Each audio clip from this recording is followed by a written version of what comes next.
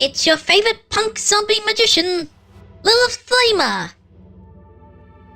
Hi Digorama, thanks for checking in. So, I'm playing Warhammer 40,000 Rogue Trader for the first time in ages. New DLC, The Infinite Museum, has been released. Well, I already have two thoughts on this. First, the bad. The new companion is very disappointing. I was really hoping for a Xenos faction that hasn't been seen in Rogue Trader yet. I mean, the last two DLCs introduced to us two very niche factions within the Imperium of Man. One thing I really like about Rogue Trader, and why I think it's a great introduction to the Warhammer 40,000 franchise, is the variety of factions that are featured. And what do we get as the new companion for this DLC? Another Adeptus Mechanicus. We already have an Adeptus Mechanicus companion in the base game. Granted, this is a more interesting Adeptus Mechanicus than Pascal, but still, I was expecting better. But, onto what I like about it. The main antagonists are Necrons. I mean, yes, that's technically speaking, that's also a faction that's featured in the main game, but not as extensively as this DLC. I love the Necrons. I mean, they're robotic skeletons. What's not to love?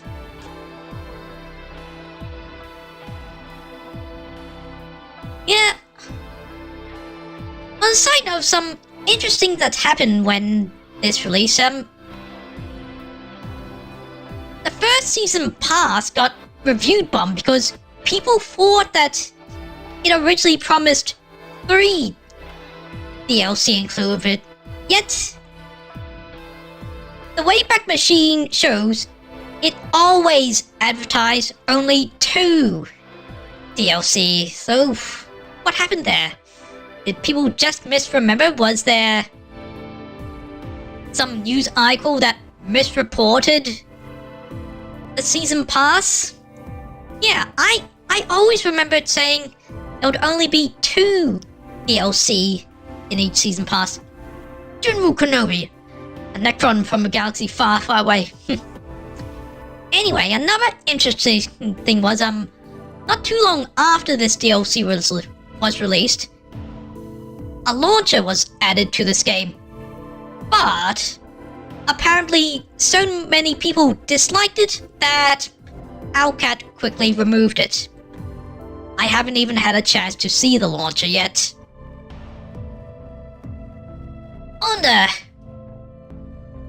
For the next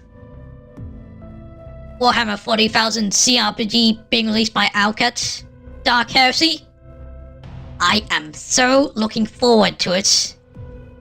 You know, in recent years, I've come to appreciate more of the non-combat aspects of RPGs, and this has a major feature that shifts focus away from combat. There's an investigation aspect to it. You gather clues and try to connect them.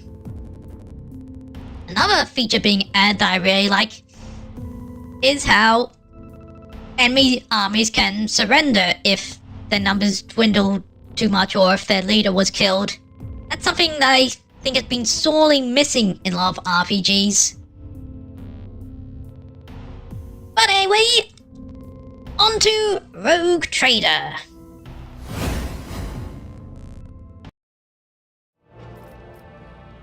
So, I've enabled the DLC from the settings, so I should just travel around and eventually I'll get the prompts to start. storyline. Is it just me, or are the colors a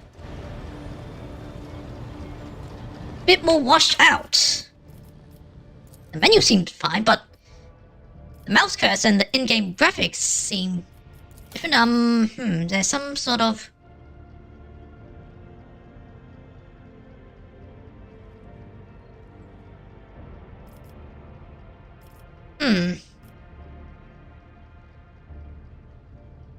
Play?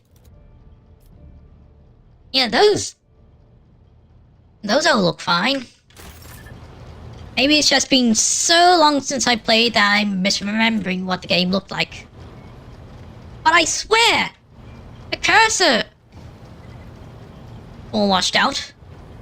Well, anyway, what was I doing when I left off?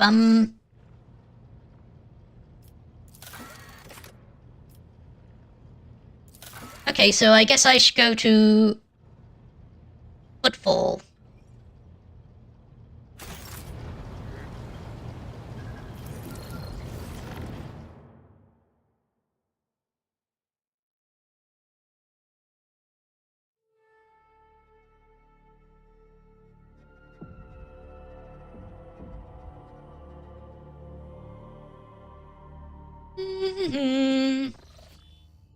So, Adinta does not try to hide her excitement. Rogue Trader, at last we can speak. The victory and the Furies too was invaluable and of itself. But what great fruit it bore. I now know the way to Cells Prime, a planet where a great relic of the Imperium lies hidden. We'll visit this planet of yours if I so desire. Say we'll set sail there as soon as we can. My gratitude is yours, Rogue Trader. Okay, that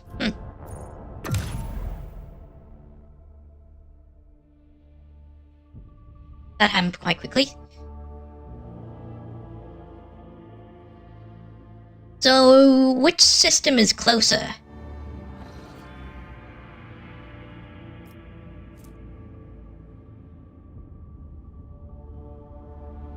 Unvanquished.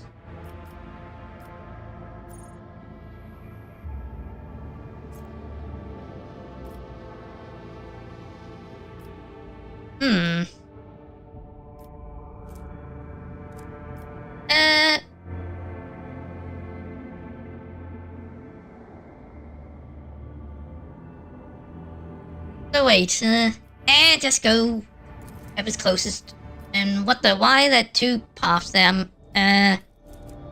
Take the safe way. Aha! Your lordship, I beg your pardon, but this can't wait. Drive Master Zira entreats you to visit Sector Baraka at your earliest convenience. The ancient architect, the sacred implantation throne, is at risk of being lost forever. Eh?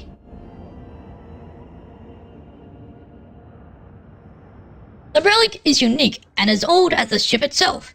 It was damaged during the traitor Vulture's mutiny.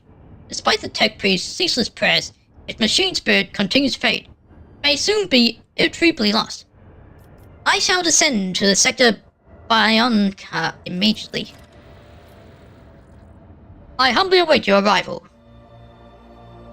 Hey, I'm not familiar with that sector of my ship, so this must be the start of the DLC.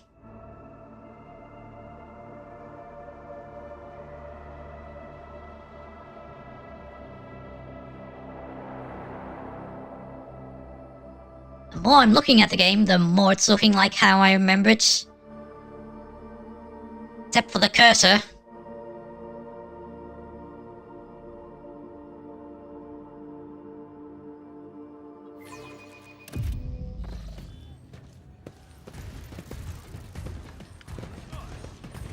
Face how big the ships are in 4K.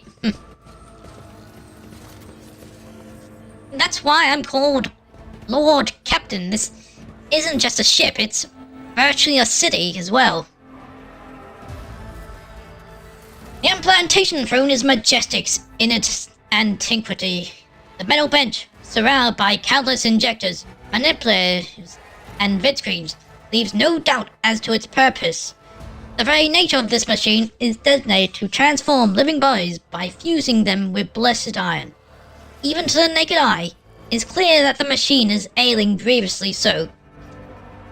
The manipulator's segment tubes hang limply, bleeding unguent, while dusty lumens are only dimly illuminated. As the tech priests try to revive the relic, each swing of their censer is like a pendulum, ticking down the moments until the throne's untimely demise. Your ladyship, thank you for gracing the sector Bioka with your presence. You're already acquainted with Drive Master Zira Ella. It is she who has been tending to the ancient relic. She is here to convey the wretchedness of our present position. I am. Well, she doesn't even have a portrait, so makes sense that I might have met her and forgotten about her. The tech priest slowly extends her mechanites, twisting them in an intricate gesture of greeting. Lord Captain, the blessed machine spirit that dwells within the throne is fading, and many grieving tech priests have been performing unending sacraments of tech healing and prayers of operational benediction on this shrine. But even our devotees are merely staving off the inevitable. This throne is a creation of the Omnissiah made centuries ago. Even before the unholy desecration of the relic, we were barely able to propagate its ancient machine spirit to form sacred augmentation procedures. Many litanies and operating protocols did not survive through the ages. Now, with the demise of the keepers of the implantation throne during the mutiny, they've been lost forever. This sacred machine must be saved at all costs. What makes this machine so important? It is unique, one of a kind. Tech priest's optical augments flash. A surprising fervor creeps into her voice. In the largest annals of the Adeptus Mechanicus, this throne is identified as a shrine capable of autonomous augmentation rituals. Its loss is unacceptable, and any condoning of it is sacrilege. In addition, only the rogue trader or persons authorized by the rogue trader may use it. It is an invaluable investment in your longevity and body integrity. A new feature of this DLC is the ability to replace your body parts with augments, so I gather that's what this is for. I'm mostly gonna elect a kinda wanna play this DLC too. Fair enough. How were the relics damaged? During the uprising instigated by the rebellious Master of Whispers, the sector of Bioka was besieged. The generals and Medicaid officers heroically defended the throne. Eventually, the rebels broke through. Most of the defenders fell in the battle, and many machines were lost or damaged. Many were able to be restored, but the throne was particularly badly damaged. What sacraments can the throne perform? The shrine is capable of autonomously healing flesh and blessing it with augmentation under the supervision of a knowledgeable centaur. Complex procedures can be formed with unmatchable speed and precision, and stimulants administered in the required proportions and combinations. It is a true miracle of the Omnissiah. And how do we save the throne? Only a servant of the machine guard endowed with the high rank of Genta extremists versed in all necessary rituals and learned in the mystical currents of motor force can perform the reparative sacraments and reanimate this mechanism. The only place where one might find such servant is our colonized station of Alta Templum, Palace X-17. Okay, so guess that's where we're heading.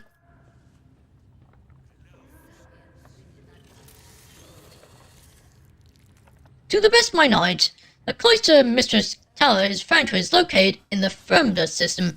Its denizens are not well disposed to communing with the laity. I'm willing to leverage every diplomatic connection I possess to gain an audience with the station's clergy. In that case, time is of the essence. Master Voxwell emits a aria of thanks. I addresses Marco with a satisfied look. I thank you for your favor, your ladyship. Before you depart the sector, Biker, I would also like to present you Data Majors Ferrers and Vivisector Days Maniacs. They are currently performing an urgent procedure and will therefore unable to attend the inspection in person. I'm certain they will receive the rogue trader's visit as great honor, if you'll follow me. Right? Lead the way.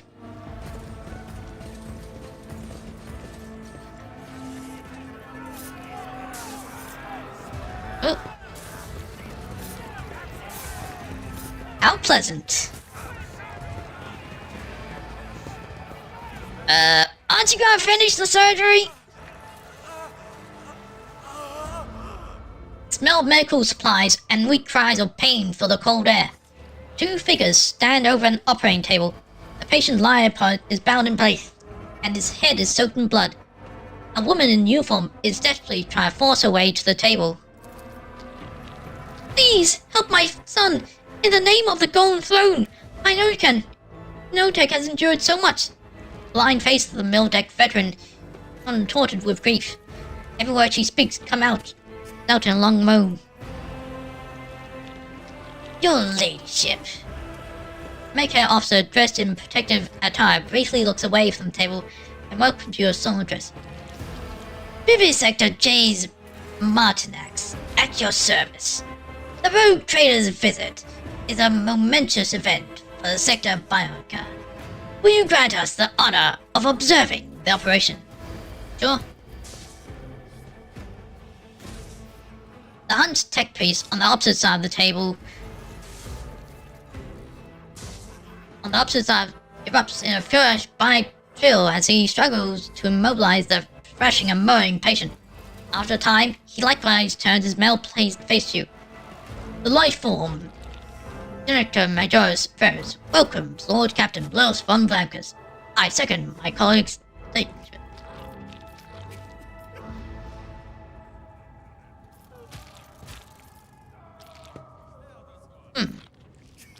Examine the patient. Man chained to the bed is missing the top half of his skull. Ugh. The moist pink glistened in the lumen light. The patient is conscious. His eyes are open and his parched lips constantly moving as he mumbles, and terrified gaze meets yours in a full silence. How curious. It seems the rogue trader's presence is, indeed, influencing the patient's state of mind. Ashnath looked back to you with interest.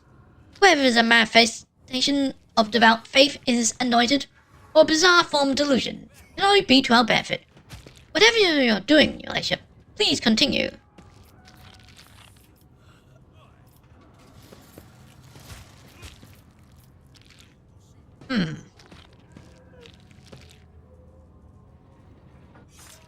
Smile at the patient. A moment, you think there's a flicker of vivid emotion in the person's pain-wrapped eyes. Something akin to extreme surprise.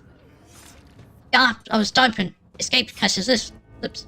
Lord Captain, the baying soul of a man has blossomed new with colour. The very moment you drew near, the vulnerable Megha speak truly. Your mere presence instills a will to cling to life.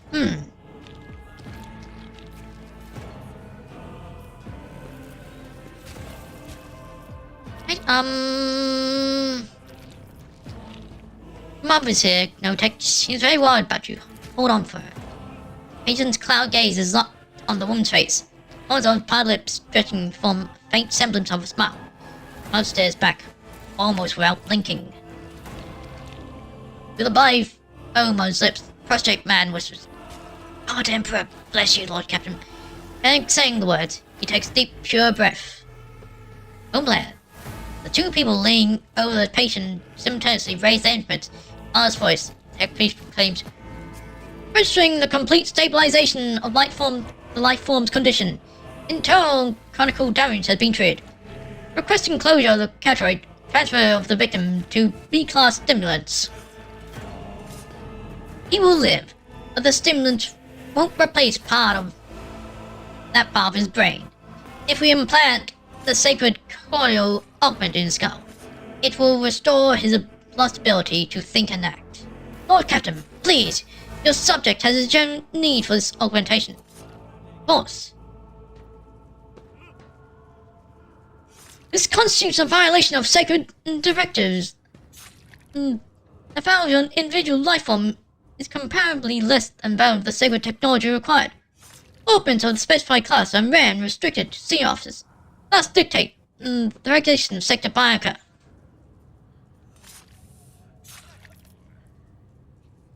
What are your respective proposals?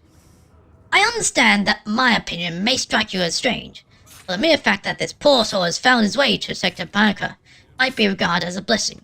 Yet hear me out.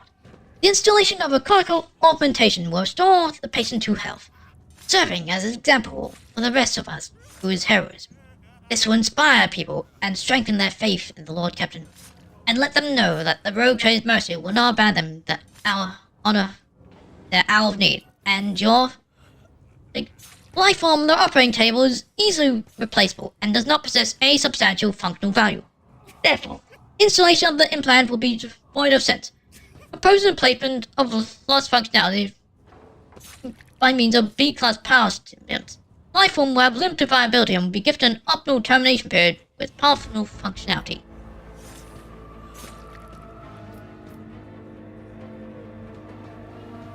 Who is this man? Expendable life form utilized in void battles, one of thousands. A soldier from a voidspan combat unit and a devoted servant of the Emperor. Lord Captain, this young man has been fighting for his life, even through horrendous pain. If you allow the augmentation to be installed, his perseverance will become an example for others to emulate. I'm on his side. My son, he's serving in a void unit. I told him to go there. My poor Notek, the one brass behind the medical officers. How's he injured? In the last battle of the void battle, Lord Captain, where he barely survived his injuries. He has suffered a few healing attempts from charlatans below deck, and endured long enough to come here. However, no weapon can destroy the devotion and fortune of a true servant of the God Emperor. The true devotion is revealed not in a servant's life, but in their death. So teaches the tenets of the web. With a discreet motion, Cabell touches the blood stain of the woundman's head, draws a crimson sign upon the metal of the heart. Oh hey! Made my decision. Fit the augment. We hear and obey, Lord Captain. Archnex offers you a grateful bow. I will see to the implementation at once, and the esteemed servant of the Omsire will assist me in the procedure.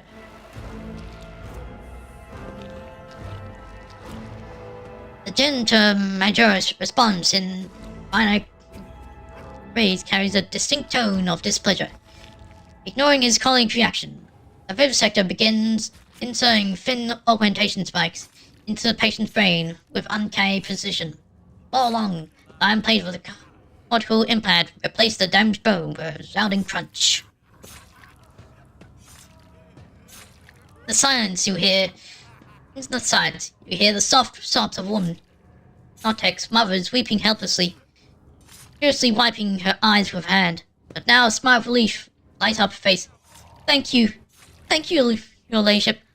I'll remember your intercession for the rest of my life, and pray for your good fortune.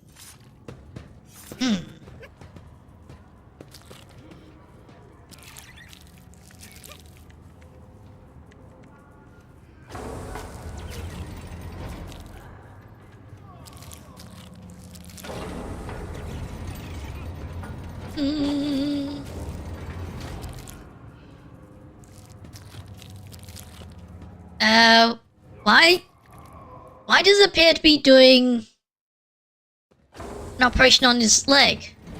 That was a lot of dialogues.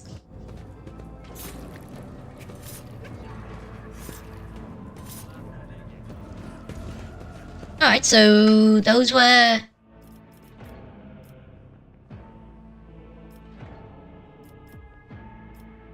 two people I need to see, okay.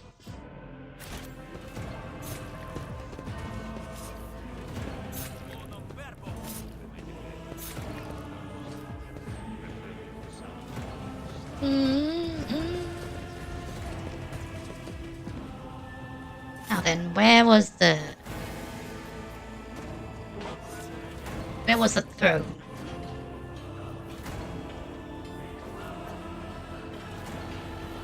Oh, where'd the throne go? Ah, there it is.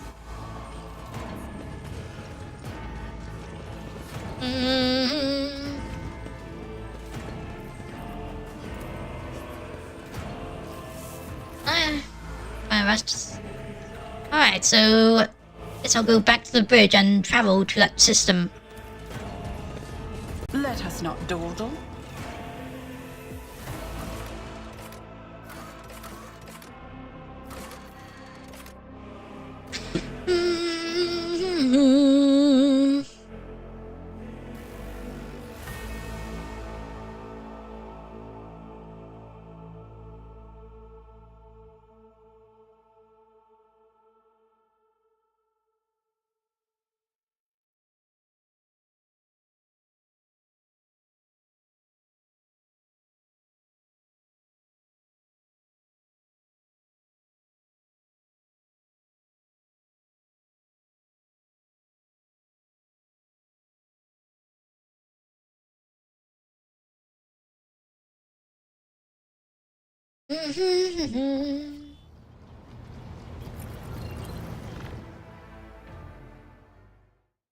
So where is this system?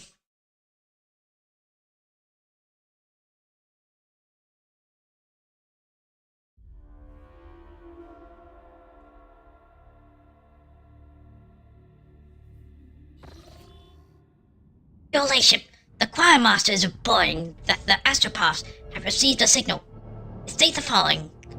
Archmechanicus Hermetico is calling you Pascal Harmonos.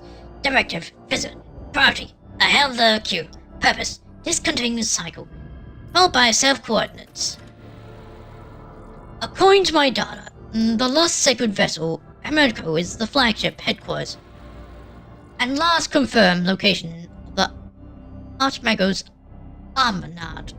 I hereby request permission to immediately embark on an expedition. Pascal, why are you being summoned to that ship? No data are available. No hypotheses are available. The justification is irrelevant. If the blessed Armat summons me, I must comply with the directive. Right? Chart for course to transmit coordinates.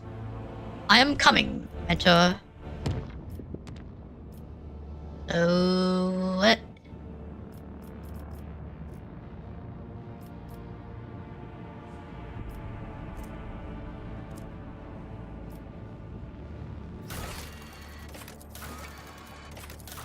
Let's cycle. So system Specklo.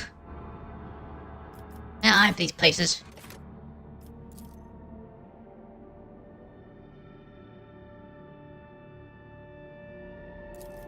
Okay, Fervendus and System Specklo, which is close.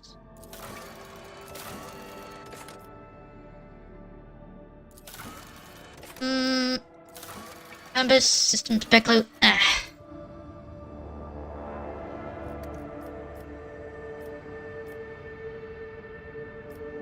Okay, there's Fervendus, and where's Systems? System Specklo? What?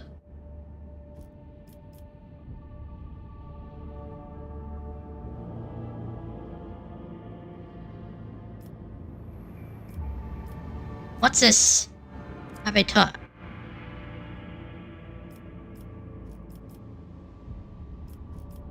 I'll just head to Fanibus.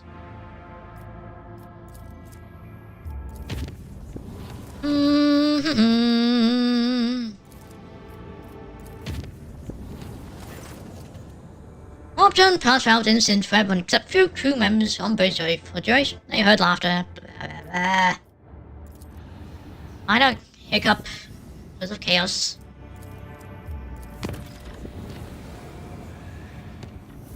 Kiva Gamma calling event requires Lord Captain's attention. Where's Kiva Gamma again?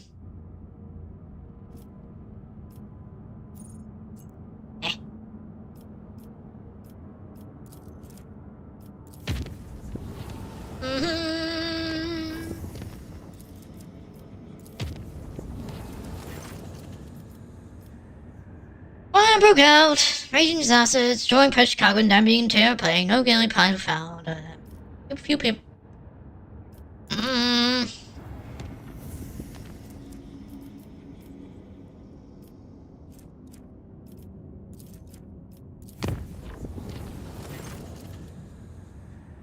At night, the Lord Captain and some of her crew were awakened by beautiful music.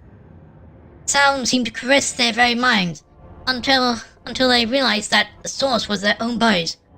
While their teeth were chattering out a staccato, their tendons were being plucked like strings by unseen hands, and invisible breaths flowed through their bones, turning them into mournful flutes.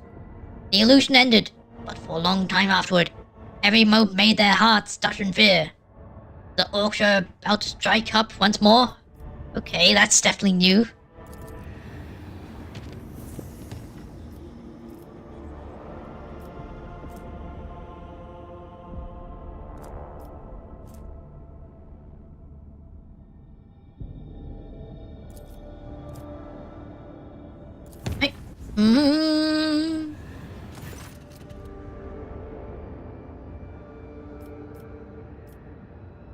The clans servicing the cooling systems have reported an incident of sorcery.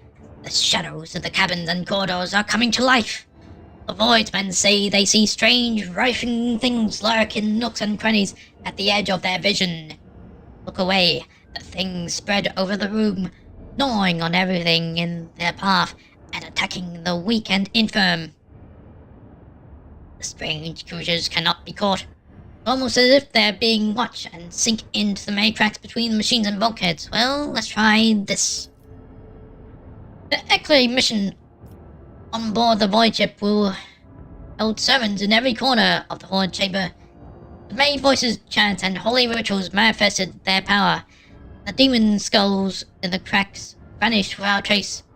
Rulers cheered, and they praised the God Emperor for his protection. Okay.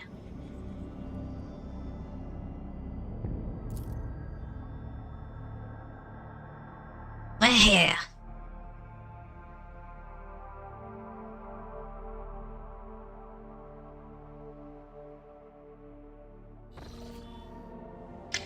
Your ladyship, we have contacted Alter Templum Galaxis X-17.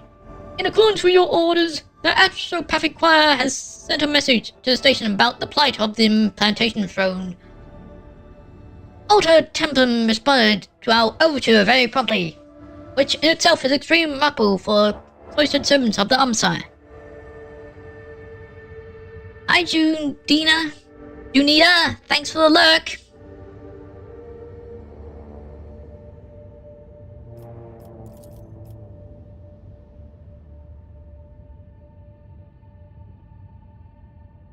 The Diptus Mechanicus report that they are most aggravated by the misfortune that has befallen the ancient relic.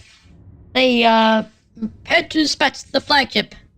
A learned man versed in the restoration of archaeotech machines. His name is Egon Februs, and he is ready not only to personally assist the dynasty, but also to teach the ship's ensigns all the necessary rituals. In return, the Crimson Priest asks that only that you visit the station and inform them of the fate of the Macros fusion reactor from Rykard Minoris. Very well, I'll adjust my plans to include a visit to the tech base of Alter Templum. Wasn't that the whole reason I came here? I will relay that you have agreed to visit the station.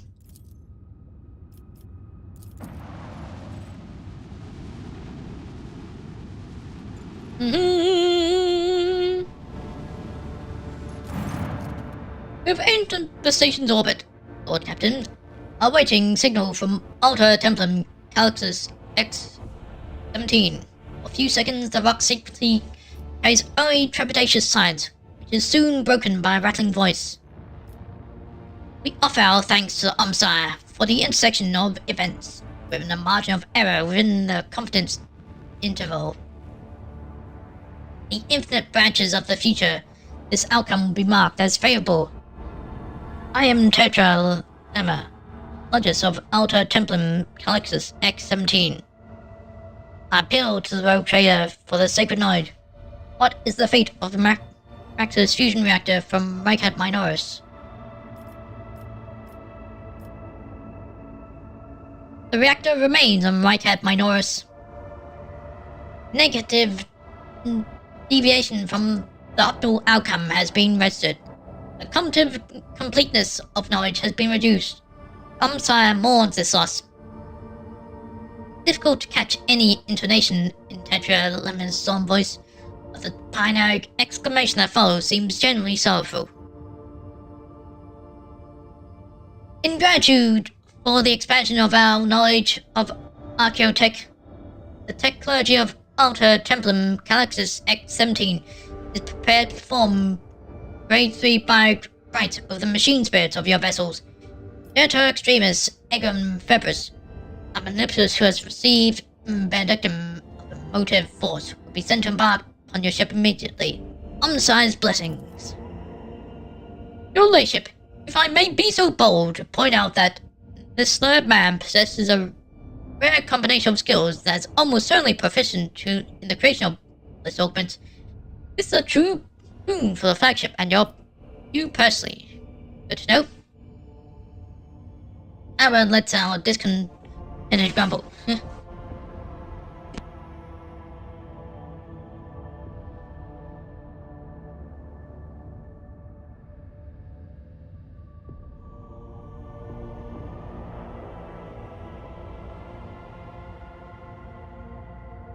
Sorry, just had to sneeze. Aaron lets out a discontented grumble. All the more peculiar then that the Adeptus Mechanicus would so readily hand over one of their invaluable brethren to us. It's unlikely that such generosity is motivated solely by magnanimity. Registering the launch of a cargo shuttle on a course for our ship.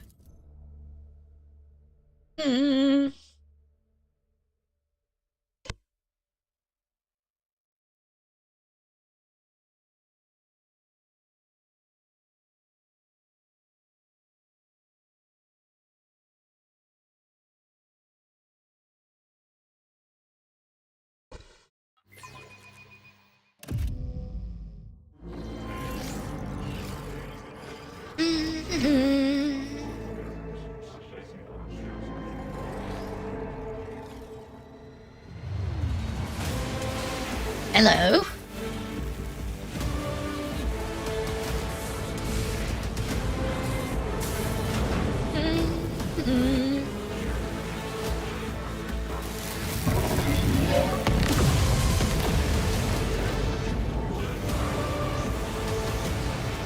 It's alive! That the new companion? Yep. Told you he's a more interesting Adeptus Mechanicus than Pascal.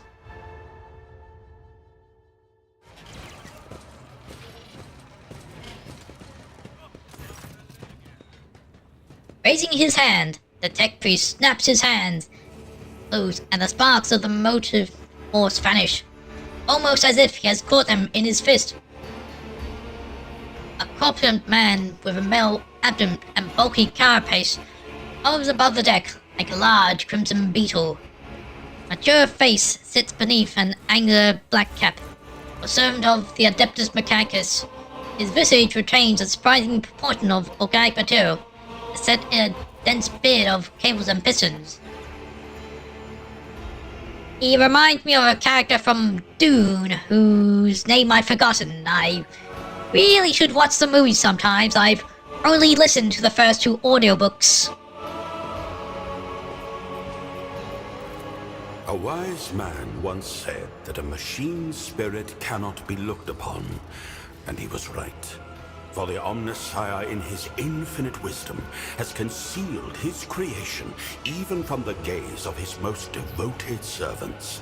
But can the believer come to know the nature of a machine only through an eye of organics or steel? No. For the vapor that brings forth the scent of sacred unguents is the spirit's breath. The rumbling of joints and rods is the beating of its heart. And the motive force is the current of its blood. Those girls hovering nearby stare silently at the priest. You are correct, Nuncius. I risk boring the rogue trader with my protracted ruminations. However, I will not allow the semantic analysis of my utterance to go unanswered. I will log your thesis for further debate. Now it is time to make my obeisance. Rogue trader, your halls are filled with sacred metal, and the ship's tech priests must be commended in observing the sacraments of augmentation. That blessed union of flesh and ferrum sanctum. Beholding this charges my galvanic coils with exultation. I, Genitor Extremis Eogun Febris, greet you. And thank you for the opportunity to grace these ancient mechanisms with the gift of operation.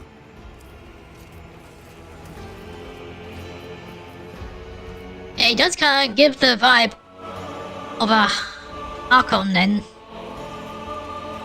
Oh, compelling display of your abilities. Can you produce energy? Excellent observation. My technical designation is Manipulus. And here is the galvanic cell, the repository of the motive force. No, that will take too long. Better to give a demonstration. Observe. Questions?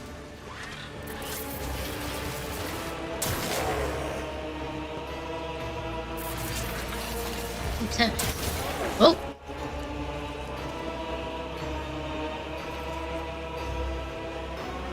Intriguing. So your galvanic cell not only stores energy, but also redistributes it to wherever you direct it. You power it, seemingly by drawing energy from other sources. Correct. Entirely correct. How rarely do I meet such astute interlocutors among the laity.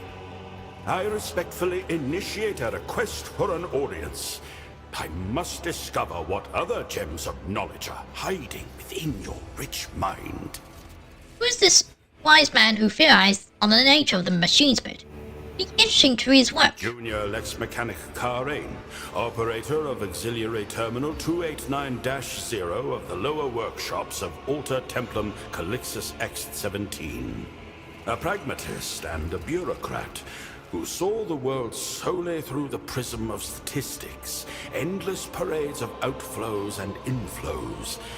He had little interest in anything other than keeping track of valves and vents, but now and then he would drop pearls of wisdom such as these without even noticing it himself.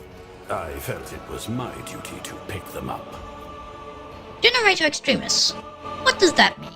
It is my creed, the incontrovertible fact that has defined my existence for as long as I can recall, and I recall a great deal. I have devoted myself to the mysteries of flesh and metal, to the processes by which one joins with the other, by which they live in union, and how they die. I am intimately familiar with machines, such as the one that I restored to life. I will school the members of the priesthood on board in its litanies of maintenance and operation, and reveal the secrets of the command rooms so they may operate it themselves. The sacrament of Ferrum Sanctum will be made available to you and your retinue. That, too, is an incontrovertible fact. You speak to your servo skull? Nuncius is my dearest colleague. His eagerness, inquisitive mind, and ability to view a problem from a variety of angles are invaluable to our research. He is also rather loquacious himself. Doctor does not make a sound, directing his visor somewhere past you. I see no no colors coming from Nuncius. Is treating servo skulls like living beings some kind of sacred practice among the tech priests? The blood-spun web also speaks to its departed brothers and sisters. But the answer we receive is the silence granted by the Undying One. Yugan, you didn't actually dare create an abominable intelligence, did you? That abominable intelligence is what humans have called artificial intelligence ever since they outlawed it following the Great Robot Rebellion. Do you think I would dare walk about with an anathema? A profane parody of the human mind? The greatest heresy against the Omnissiah? What an absurd idea. I honor the Crimson Accord of Mars and swear before the all-knowing, all-seeing machine god that Nuncius is no spawn of tech heresy. If I lie, then let me be struck down by the electromagnetic pulse of his wrath, and let the motive force desert my limbs forever and ever. Nuncius is an incredibly sophisticated creation of sacred algorithms interlaced with my own. It is difficult for a layperson to grasp their inner workings, yet not a single one violates the commandments of the Omnissiah. If you say so, Onicus, I welcome you on board my vessel. If the servo skull heard you, makes no sign of it. Amazing sincerity, Nuncius. It is gratifying to see that you have not lost your sense of tact over the years. What did he say? I fear my rendering will lack the sophistication inherent in Nuncius's lingua technis, but to crudely summarize, he is honored by your attention and records the moment as significant. Takes no time. Thank you for your help, Elgin. Where will you go next? Your thanks are accepted, but my service is not yet at an end. The clergy of the Alter Templum Calixtus X-17 Cloister, in gratitude for the tidings of the sacred Archaeotech, request that you be attended by Magos Aeogon Febris and the unit Nuncius. I seek your leave to employ our skills and knowledge for the benefit of the Von Valancius dynasty, including but not limited to tending to the machine spirits of the Sector Bionica and conducting experiments in the name of knowledge. In other words, allow Nuncius and I to remain on the ship and accompany you. We are well versed in augmetics, genetics, alchemy, the anatomy of humans, and abominable xenos alike, and the mysteries of the motive force and of sacred engineering. These fields of knowledge may also be employed to eliminate units whose views are not conducive to productive debate. Why do you wish to do It is this? my sacred duty to stand vigil to ensure the faithful operation of the technology I restored. Beyond that, Alter Templum Calixtus X-17 is an enclosed community. Many wisdoms can be found within its walls, but I seem to have exhausted their supply. Theory lays the foundation for exploration, but only practice can open the gates of knowledge. Nuncius and I have always been practitioners first and foremost. Welcome aboard, Ilgun. Skepticism is undeniably one of the instruments of knowledge, dearest colleague. It guards us against many heresies, preventing ego and vanity from clouding reason on the path of service. But as you see, Nuncius, it is not justified in every circumstance. Rogue trader, Nuncius states that you are a person of rare perspicacity and prudence. I record this as an incontrovertible fact, and thank you for your hospitality. He seems like a nice person. But of course, I did not come empty-handed. I would like to present you with this augment. Now that the machine spirit of the implantation throne is awake, I can bestow its blessing upon you or one of your retinue, should the rogue trader will it. Okay, so this is an implant. Got it.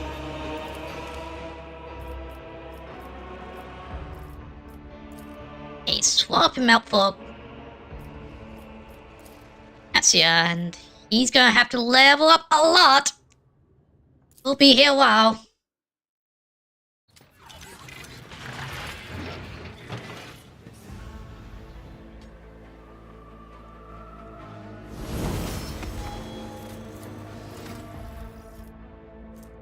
Right, so, oh, he's...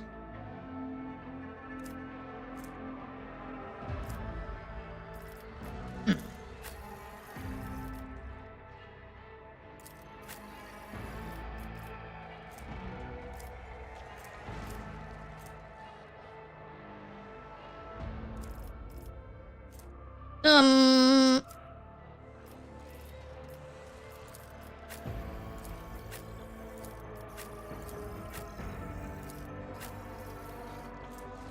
Yeah, I'll make him the new grand strategist of the party.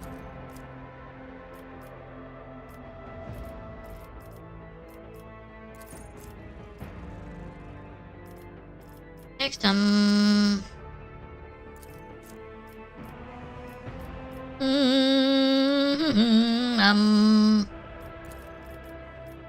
intelligence.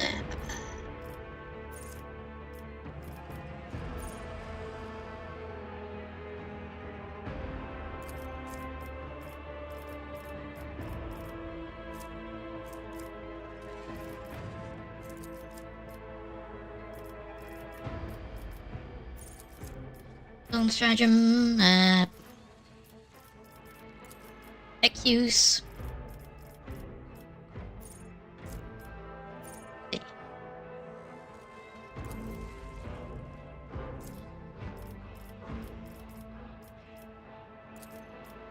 Fellowship.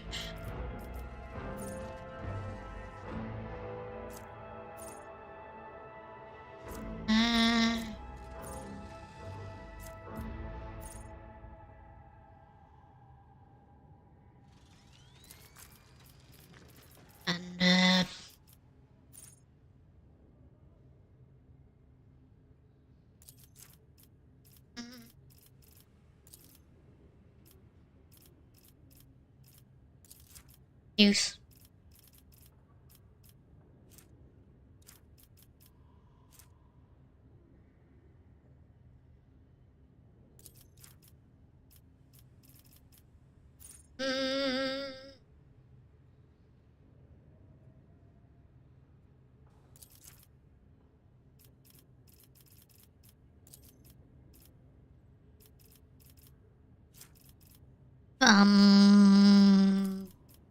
Section.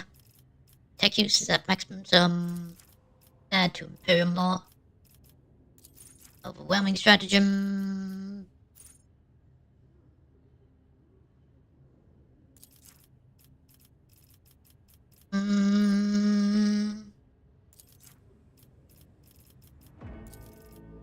Imperium Law. Perception, willpower, Driven zone, and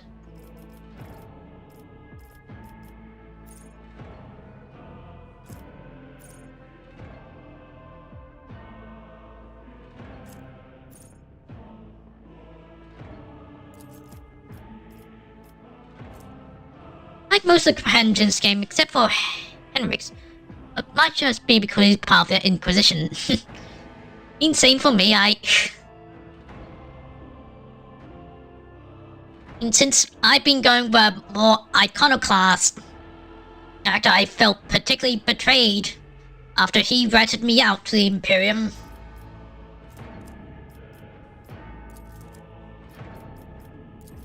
Okay. So now on to Exemplar. So let's see.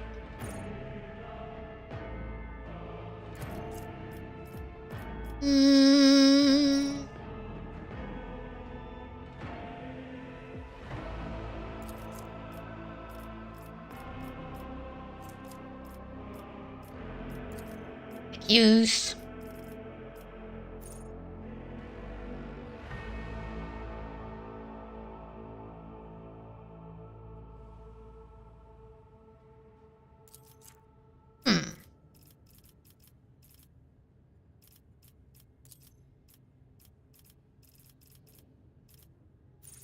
from the beginning, seems like he's gonna snitch. What's...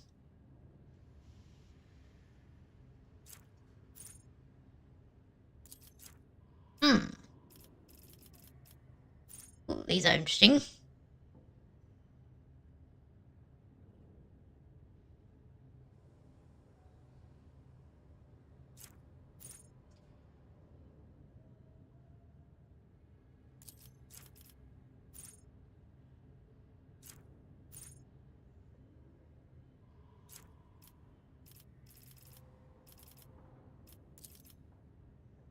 Tech use have to must make the Adeptus Mechanicus iron tech use. Oh.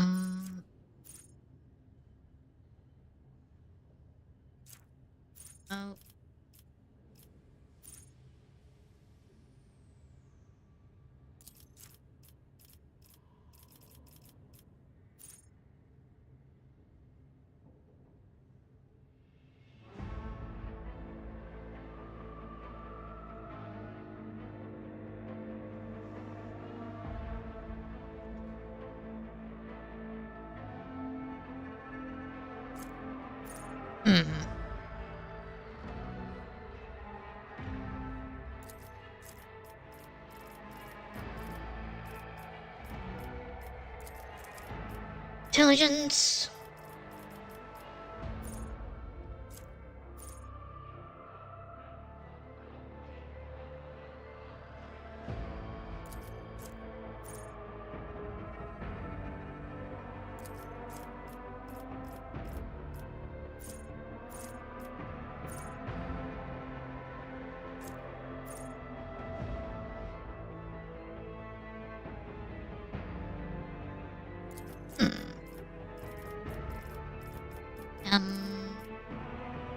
Fellowship.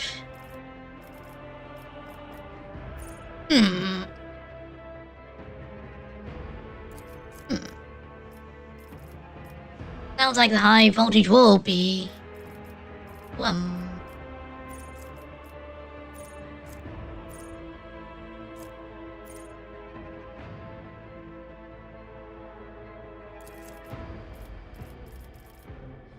A tech use at maximum, I'm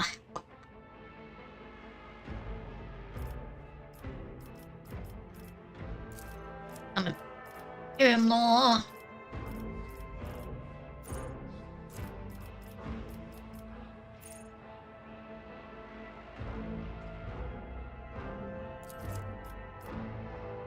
Next.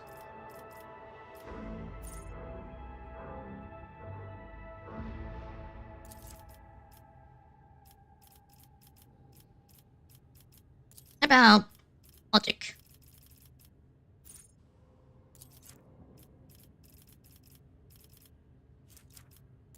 Some. Oh.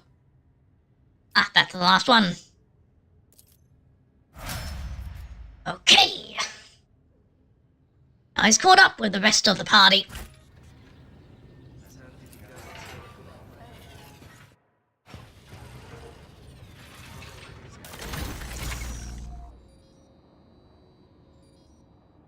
Augmentation directly modifies characters by, in contrast with equipped gear, installing an augment permanence.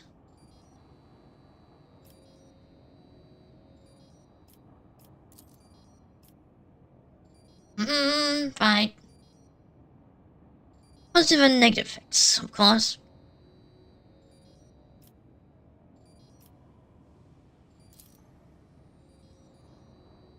Acts of firm sanctum effect. For each augment installed, character suffers damage from... Ooh.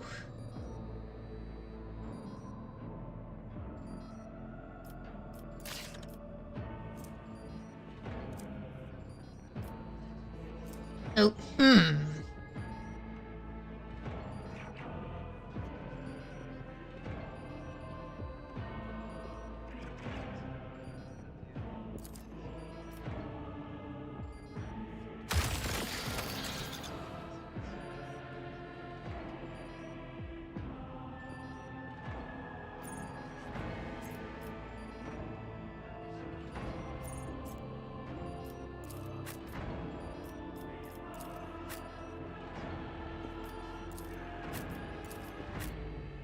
Also, oh wait, oh.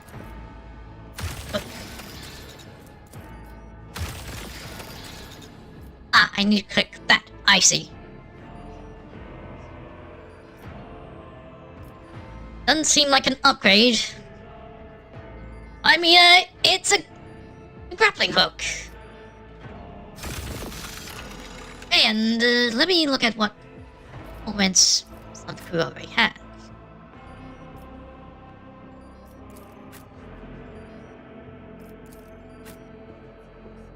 He doesn't have any. Oh, I don't think I've ever seen just how scarred her body is.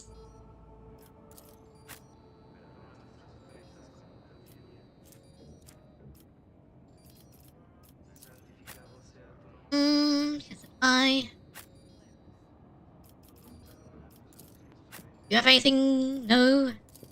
Yeah, of course you have a lot. And you have that, yep, that throat thing.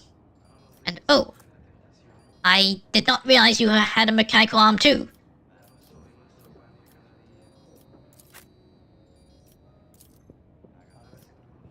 Have the optical eye.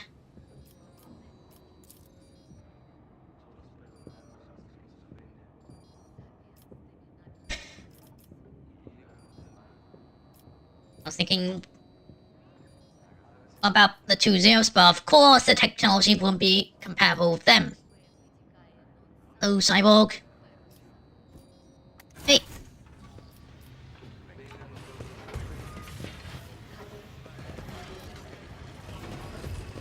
Right then.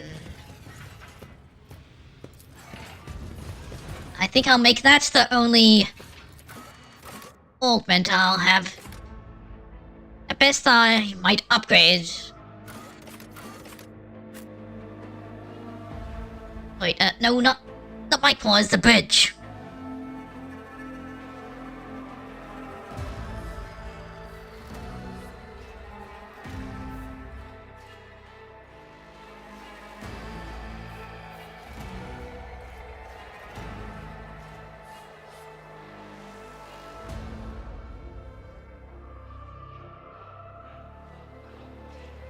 Did I let you get your arm back? It quite clearly said that if you replace a part of the body with an augment, then you can't.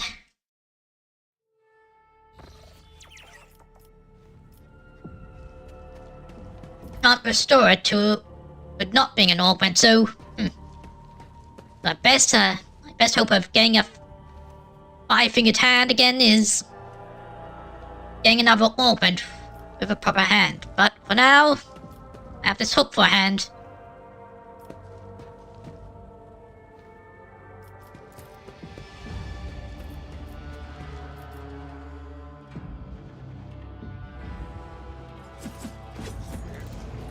Force couple. So I can basically go, get over here! Or I can pull an ally away from the enemy.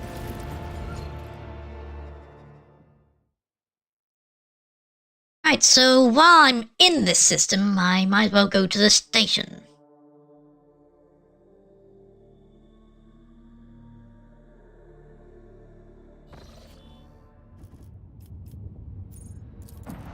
Footfall.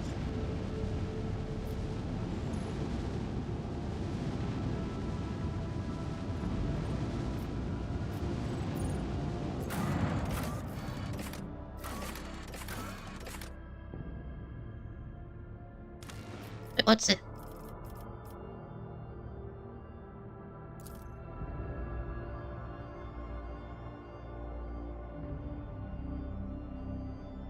So wait, what was I doing again? I did need to go to Footfall, right?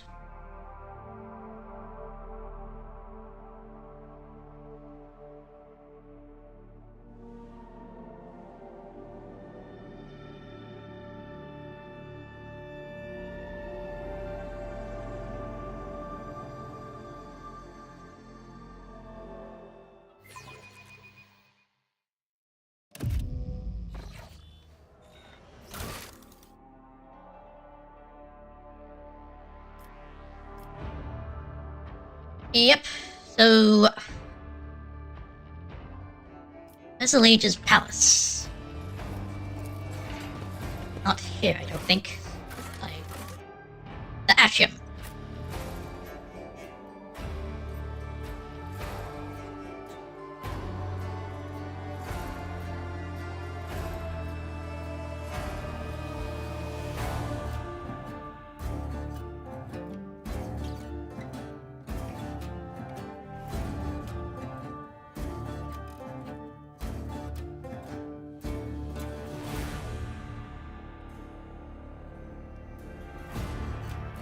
I wonder what the range for the grappling hook is.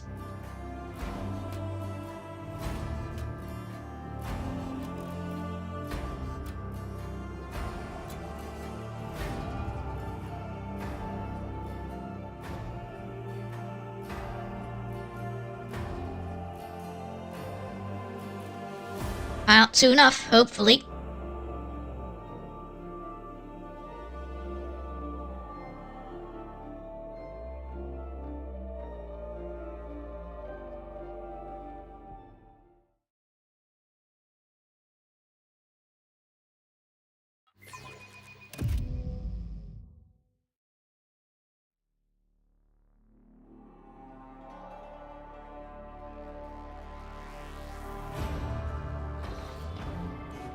And now the game feels like how I remember it looking, except for cursor, where it's brighter than it used to be, except now it's kind of looking, maybe it did always look like that, I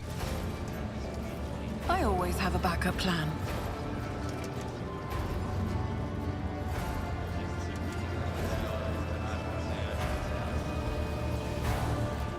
So...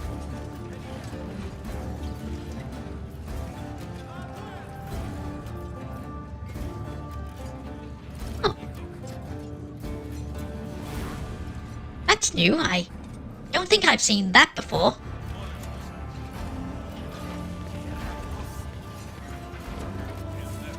Right.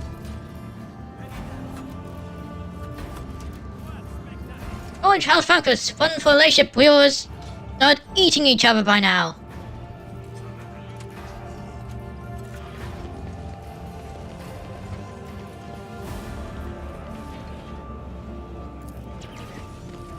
The Liege's palace.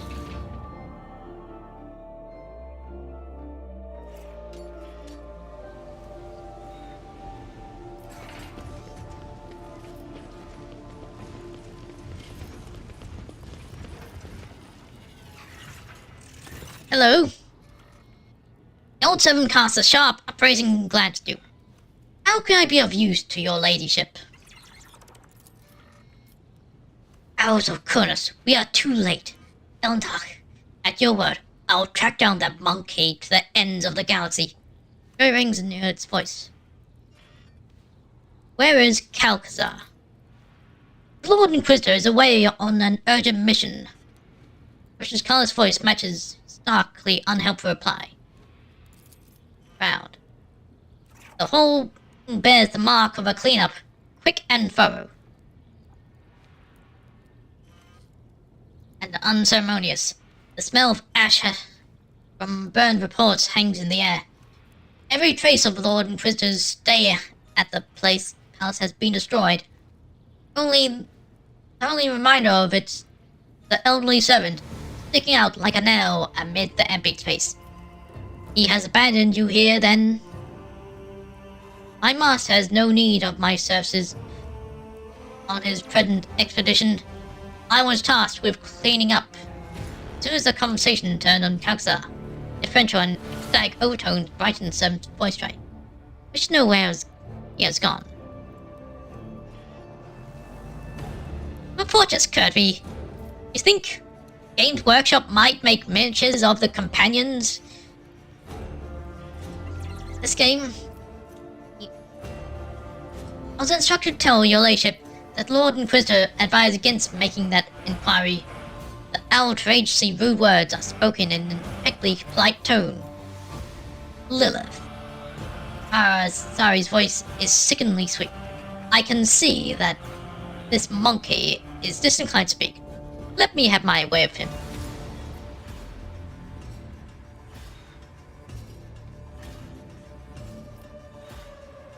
You know what? Go ahead. As I make the full talk.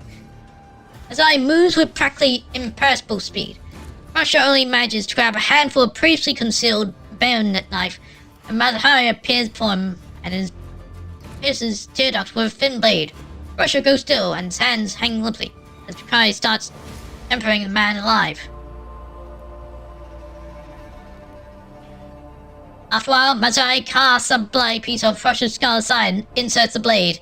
The man flinches and starts quietly howling a single note. Mouth drooling as his eyes rolling back. How rises to a deafening shriek before he spots. What? Scepter just meant a gate. Eesh, I didn't think he'd mutilate the guy.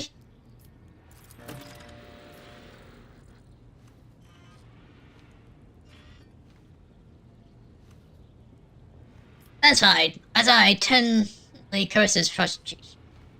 I wish I was not so short on time. I would have employed something far more refined. But I suppose even such rushed work has delivered desired results. Let this be a lesson to all who oppose us. A derisive laugh as I turns away from his mutilated victim.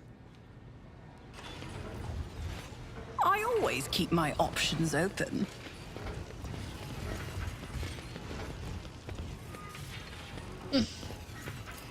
I guess we'll head there, but we'll probably be interrupted on the way.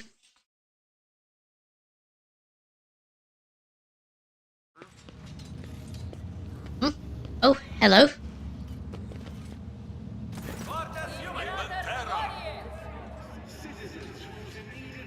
An entire group of people salute you. Most of them an escort of honor consisting of members of retinues, associates, secretaries, bodyguards, and others bow deeply to you and shout their greetings, making a lot of noise. Here's the news of your impending departure has already spread throughout the station. Leaving us, are you, your lordship? Lemter is once again in his clean, decorous imperial bureaucrat sir, as if the cutthroat who carved himself a blind path back to Elite's throne never existed.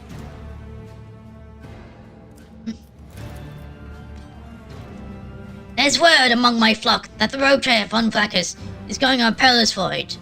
So accept this blessing for the journey, noble Lilith. Salutary functionality initialized. Glory to House von Vlacus. Training terminal Zeta 42 Refrain move ready to perform the designated function. Glory to Umside. We barely got the news that the Lord Inquisitor had left his cozy footfall perch, and now you're off on a long journey too. Grinned contentedly. I might as well come see an old acquaintance.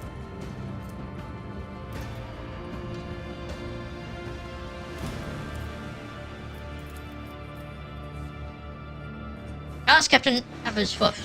An officer of the Imperial Navy uniform folds his hand at the side of that quill. It is an honor, your lordship. I'm here in my superior's orders to pay respect to House von Vankus.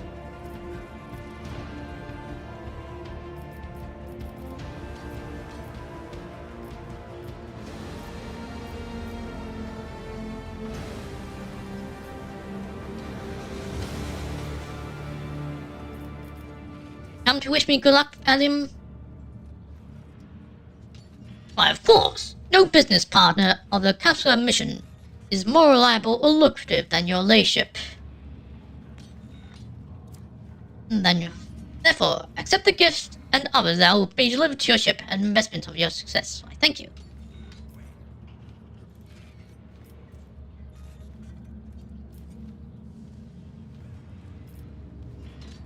Look for rich customers. I plan on returning great wealth of trophies that will need buyers. You've always known how to make a person root wholeheartedly for your cause, Lord Captain. Rest assured, my organization will find the rarest and most special items of your trading consideration. Farewell. All the best of your luck to your lordship. Be vigilant. Is blessed me the only thing you're here to do, Hieronymus?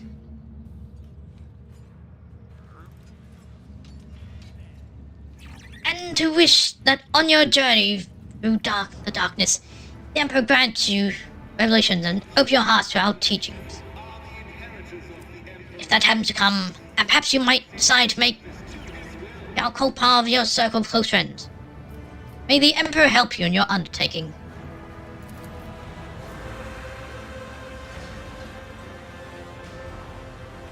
Keep faith, young funflankers. The Expanse needs your faith. Have you come, Tech Priest? Information exchange accepted. The Constant Fleet regrets an allied relationship of higher status has not been established between your mission and Health Funflankers. Therefore, Constant Fleet gives you the following asset. A wish of good fortune. Glory to the Umsire. Glory to the Umsire, to be worthy of your predecessor. Alfred Singh accepted. Motivational framework from protecting the memory of wherever you heard from ignoble catalog.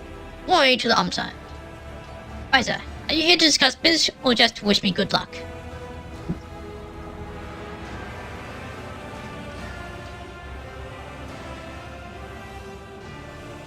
Just to wish you good luck and let you know that when you're on your way back with your hold full of trophies, not one ship of the Fellowship of the Void is going to try and have a go at you.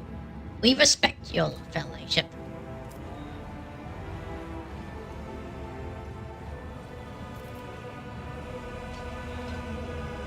The plumbing operation should be in overdrive.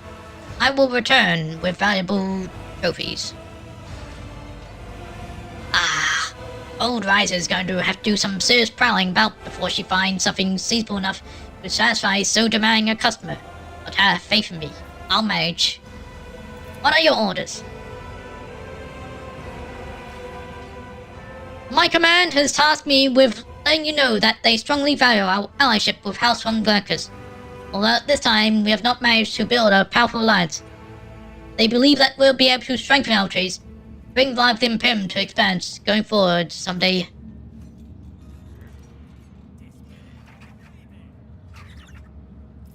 Do your duty, but do not be needlessly harsh. The Expanse is still inhabited by free people. Although, as what you said says that ultimate Imperial Navy's policy regarding the sector, I promise I'll relay this message to my superiors. I'm to depart. Farewell. On to your advances, you've good luck wishes, blessing, parting advice, and words of respect, shouting over each other, while alike in their sincerity. For a second, you feel especially clear that you're not likely to see other people again, ever again. It sounds like this quest is segueing into point of no return. Definitely won't proceed with that. Sounds like it's taken me outside of this sector. Finally making use of that ability to go to the Imperium. Keep your wits Won't about be doing that yet. Not until after I finish the next DLC. In fact, not until I finish. Point being, it'll be a while before I perceive that if my hypothesis of what that means is correct.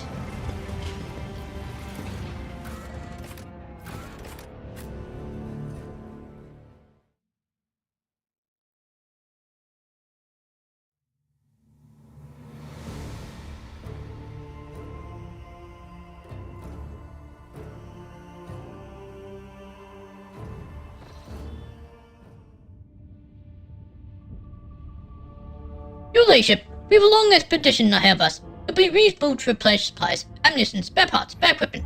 Who knows what we're about to face? A sensible piece of advice. I still have unfinished business at Footfall. Bless your prudence, Lord Captain. So yeah, that definitely sounds like a point of no return. I mean, I don't like that in open world RPGs. Because I want to be able to see the impact that completing the main story has had on the world. Just save.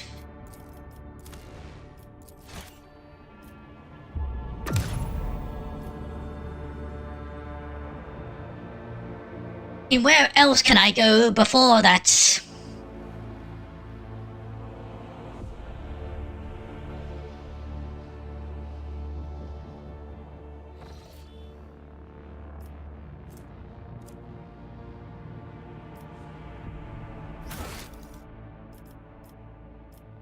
What a septum. Enter into the unknown.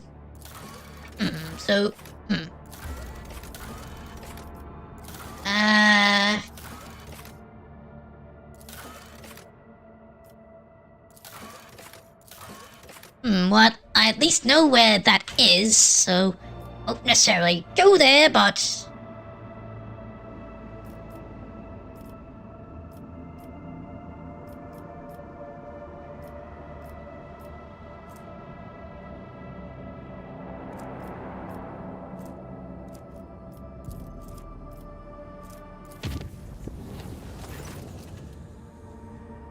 But since gifts come translucent, blah blah blah blah blah blah blah blah.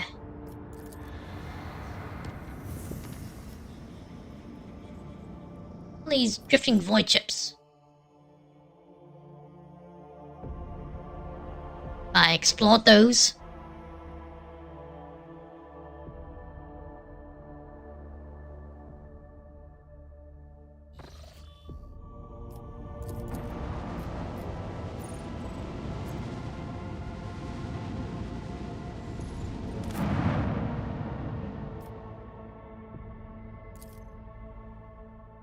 Looks like I have.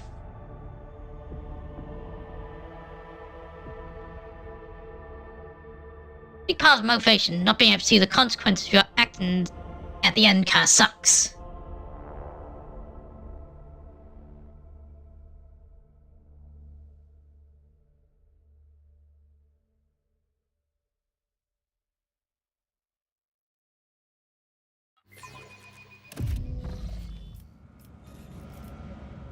Yeah. Is there money to be made? Oh, hey.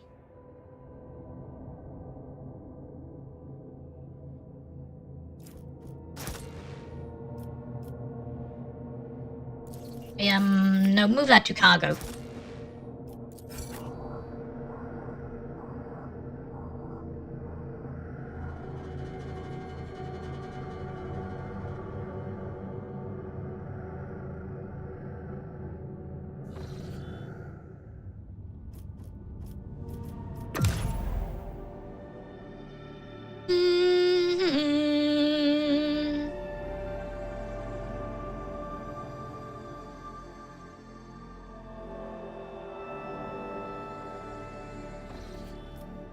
I need... And not... Oh wait, no, that doesn't...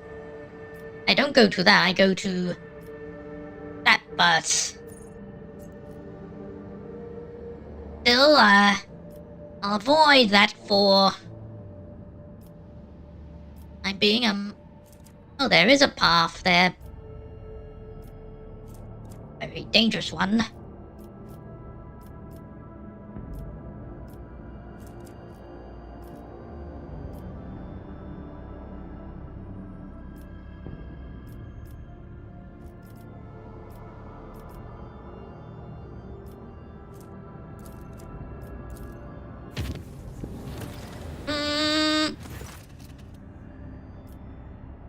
Being in your ear comes life with a crackle. Oh? Lord Captain! About cough slightly. Following the rites of healing performed by esteemed manipus upon the implantation thrown Sector Barker, the machine spirits dwelling within the rite revealed something extraordinary to us. Last game that was like that for me was Avowed. I know what happened to Compend, but I want to see the towns.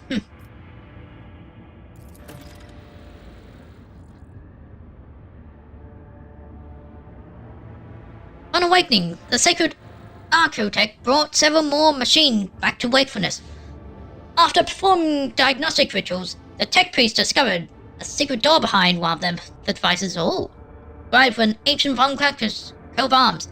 As soon as the tech priest tried to enter, the genetic guardian blocked the way. It refused to open the door to anyone but rogue trader Sebastian von Blancus or Zare. Sebastian von Blancus, what do we know about him? Therein lies the problem, your lordship. No rogue trader by the name of Serpent existed. Listen, Diasic Tribal. The historians of the flagship are also unfamiliar with the name. Why, the Guardian thinks it belongs to an owner that never existed as a mystery. And only you, as an actual heir of the dynasty, can find the answer. Check out the door and the Guardian immediately.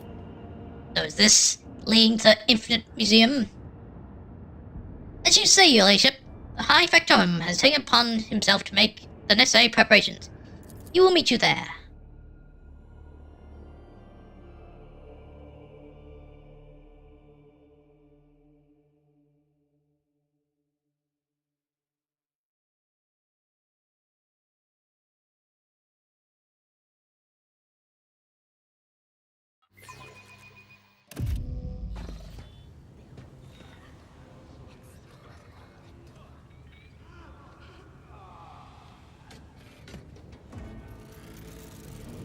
Hey.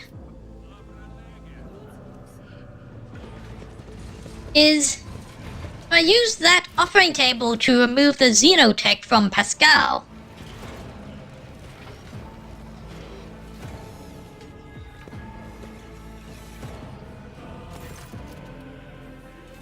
Factum, Trojan, Martinax, and Generator Ferrers are already waiting for you behind the mysterious door. The wall behind them looks perfectly flat. Only the metal coat of arms gleaming in the lumen light and the steady glow in the genetic guardians and passive lenses reveal that one dynasty's secret lies behind this wall.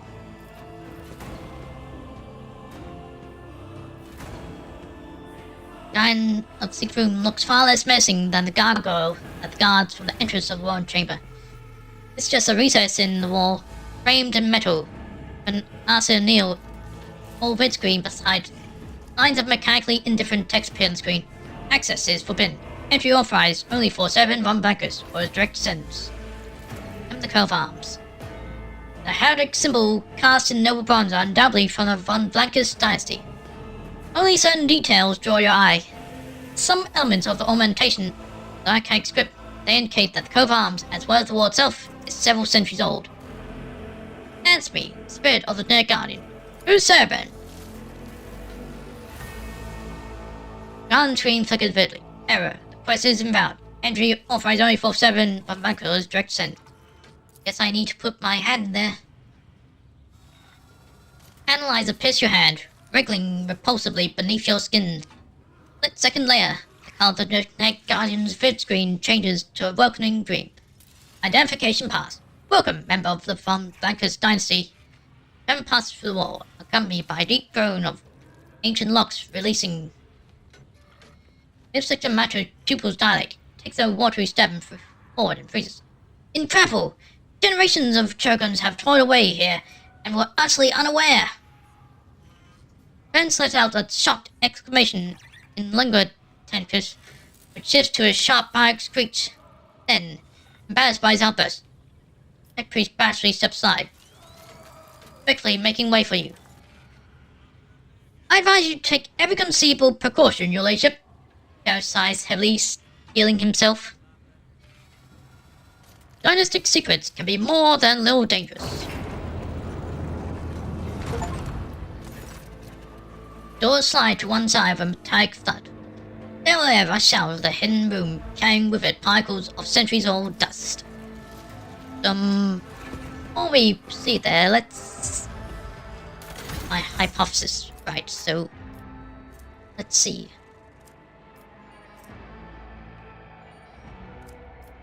No sign of... No indication which part is the... Xenotech.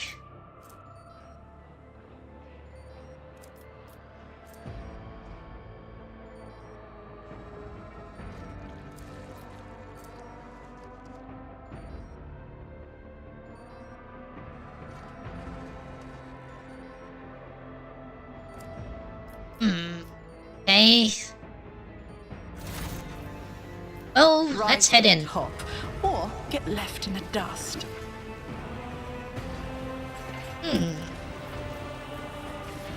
Looks like some private study.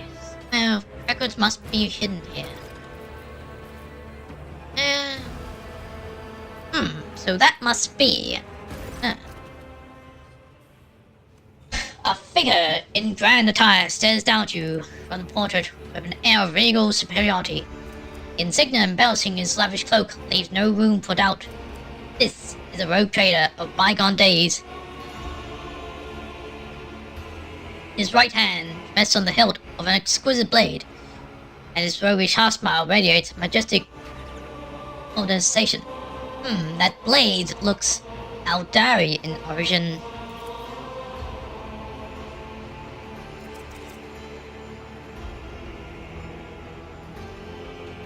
Blackbreed, Steben von Blancus, Massimo, of course, rogue trader of the Imperium, dying light of his diocese. The details of the portrait. It's hard to argue the simple truth. The subject of the portrait was an extremely good-looking individual. Not one of his matrixly painted scars, which the rogue trader bore like medals for his military valor, but exposed no beauty. Look at the weapon. There can be no doubt about the weapon's origins. The sword depicted by this unknown artist's brush was not forged by human hands. Fluid curves, the exceptional luster of the blade, and the gem at the hilt shows the weapon to be work of an Aldari artisan. The blade is also unusual for the runes engraved along its length. They are most ancient indeed. The inscription in the Aldari language, telling the legend of an ungodly god of war revered by the Xenos. Study the background? So who helped me with awareness? Really? Your eyes drawn to the head of the predatory creature behind the man. Oh! I didn't notice that before. Beastly face, distorted in more rage, is vaguely familiar. Its gaze, too intelligent for a dead thing, fixed on something very specific outside the painting. Close at the face. Chiseled features, dark brows, and a gaze full of inner strength. You also notice finely worked furrows of stubbornness on his forehead and the corners of mouth. Road captor.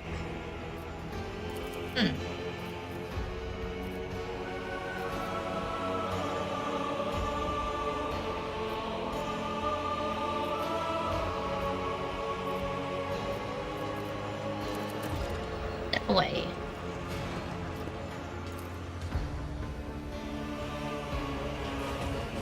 I sense something nearby.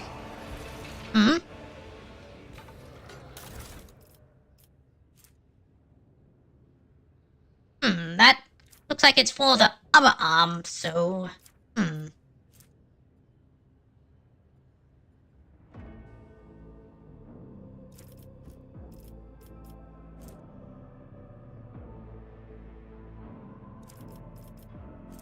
Xeno artifacts? I always Hold on to it for now. Don't think I'll install it on myself.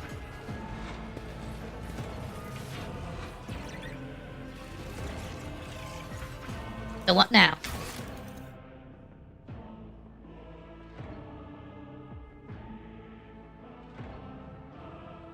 Open the...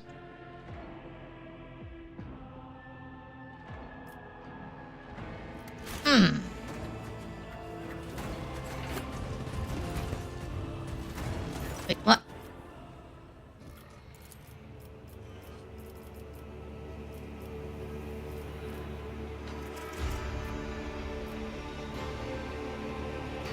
We've gone ledge now, ma'am, but the world project bat will not forget me so quickly, I assure you.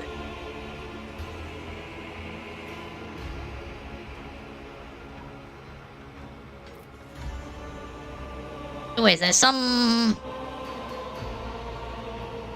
detail behind the portrait and need moved? I will arrange everything at once, Lord Captain. Yes. I will lead us to fortune. I always Yes, keep my no, options now open. what? Oh, what's this? Hey, wait. Like the stay away and small achievement.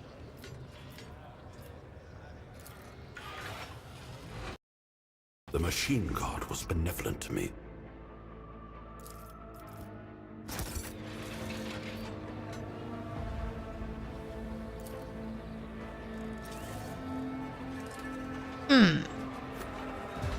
Aha! A diary.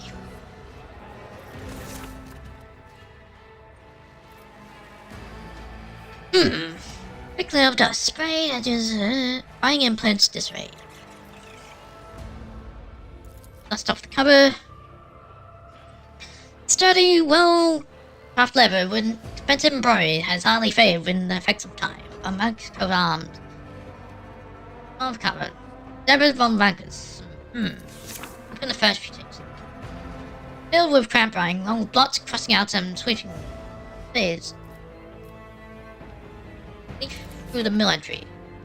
All I can be certain of is that the portion of my design that most I bet you would consider overall bold will not leave the confines of these chambers. It is rather amusing that this personal laboratory has untimely become a secret sanctuary, whose walls I can tell most of my ideas and research. At times I sense that the esteemed exiled 117 is extremely aware of its existence. But the Archmages have always possessed the rare combination of human qualities, sense of tact compared with the ability to take other secrets. Siege is over. It takes more than a single battle one to snuff out the flames of war. They have showered me with their artless praise. They have landed me savior of dynasty. I cannot shake what that may not be. In fact, what me now is not good enough. Space. Well, I'll find them. No one must know about the cluster. No one must interfere in my search. Order Albo not to record the ropes. 24. Oh, perhaps I sense my private counter. Access identifies this area. Secret F machine fit. Okay, so a secret word. Name pages are utterly untouched. Perhaps the character in place of daggers mentioned last entry can tell you more about this pristine stuff. Oh?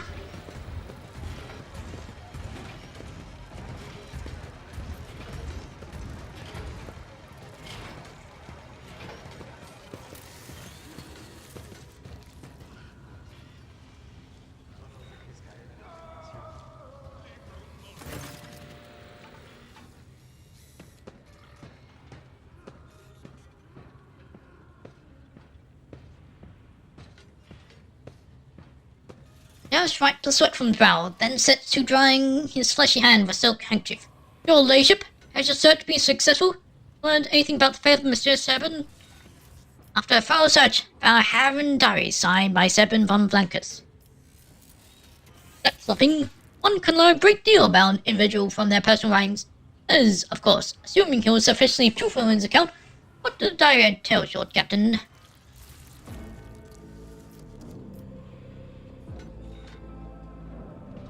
A Repsu sent Conqueror Pal Dracos was a diary that grants access to its archive. That might tell us more.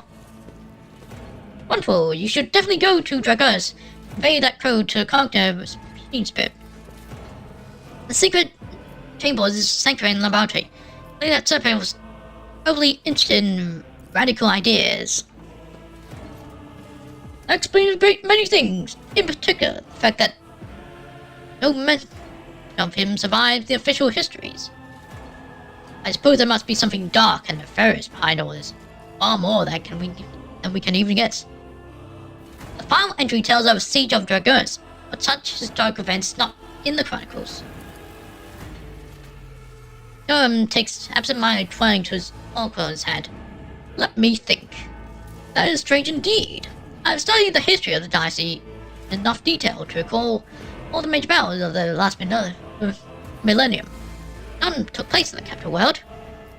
Nothing more has survived in the records. Thank you for the information, your ladyship. And the portrait of no man holding an unusual sword in one of the walls.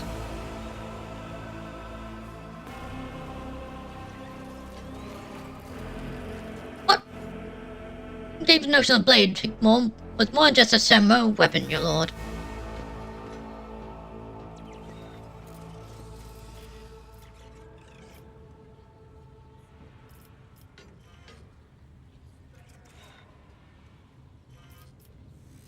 Well, for once I'll be one of the few times I go over a heretical choice.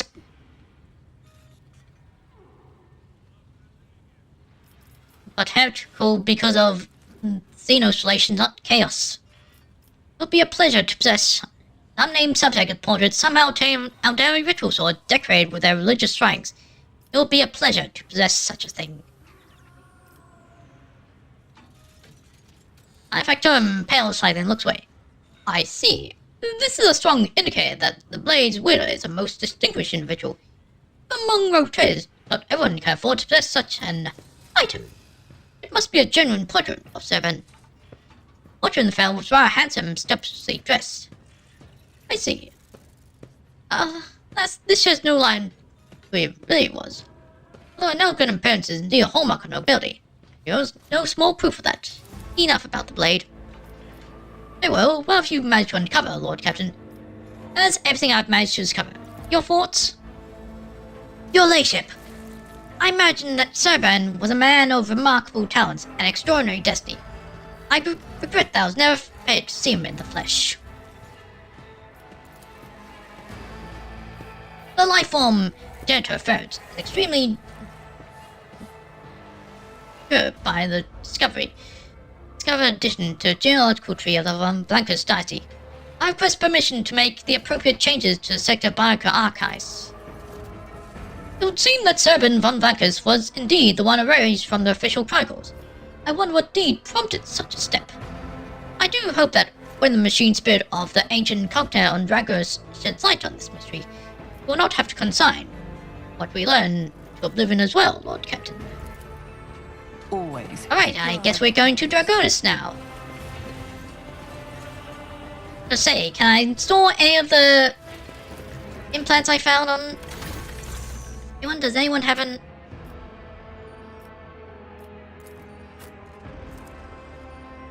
Yeah, that's for my other arm. I don't want to replace that. Wait a minute, wasn't there a leg? I can't equip that,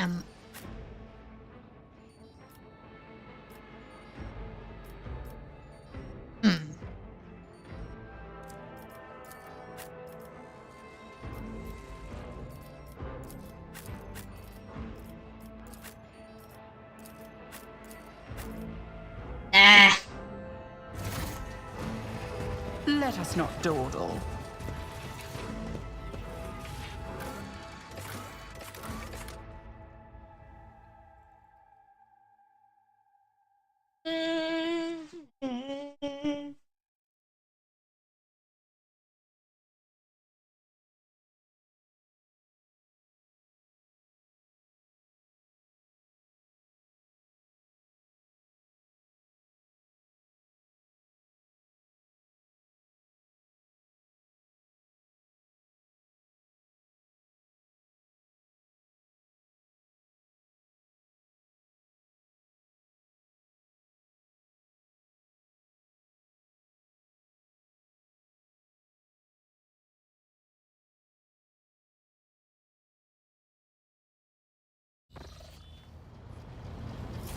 Hey, where's...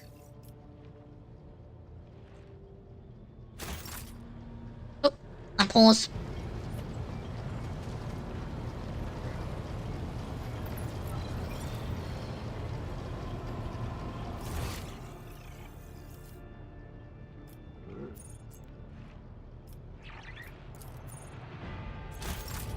Sorry.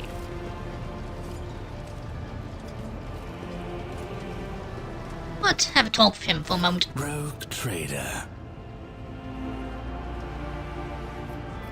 Know more about you and your cabal. Ask your questions.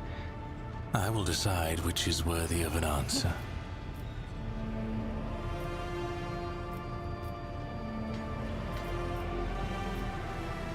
What about conflict between you and Yimmus? Must there be another reason beyond survival and ambition? Komorra does not tolerate weakness. Komorra respects only strength and cunning. Either you climb upward on the corpses of your enemies, or you become one of the steps underfoot. Call yourself a troopborn. What does that mean? It is a caste in Komorra. Noble Drukhari born under certain circumstances. Their cradle before birth was not an amniotic gestational tube, but a living womb. Carrying a fetus for such a lengthy term is as good as a death sentence for a female Drukhari. She is too vulnerable to her enemy's attacks, and she is of no use on a raid. In Camorra, only the most powerful Drukhari, who are able to surround themselves with the best protection, can allow themselves such an extravagance. Farkaza Aziriesh, poisoner of Azdrujar, and Shaimish's elect, was one such exalted leader of the Drukhari. The result was worth the effort. I Are see. you sure?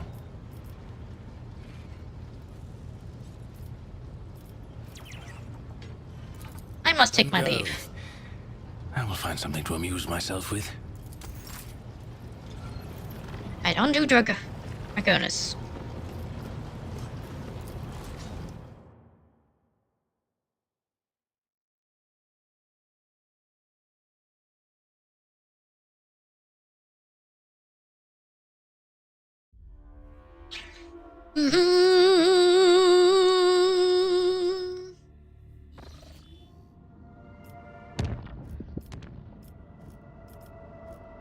Was Dragonus again?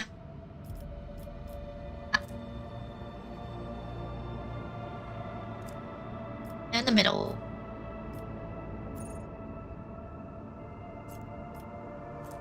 What's this? Unsealed gate.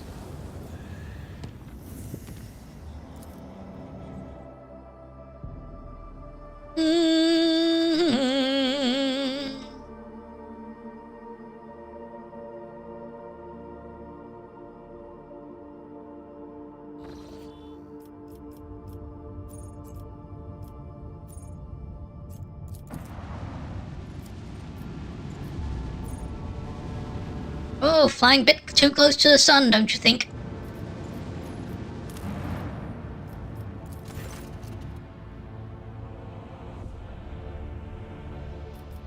Upper gate is open. Bring forth a wave of Xenos. Send diplomats into the forest of Janus. The diplomats end up prisoners of the Tri-Rays. Have invaded Janus. Xenos flee the planet through the webway. Take their victims with them. Oh.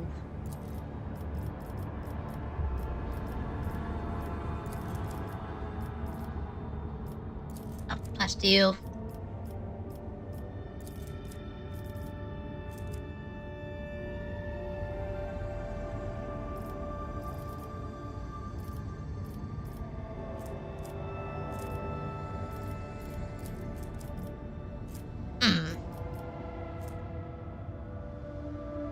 Post Fortress Module 7. Oh.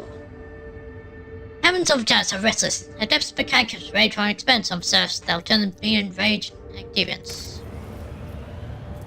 Right,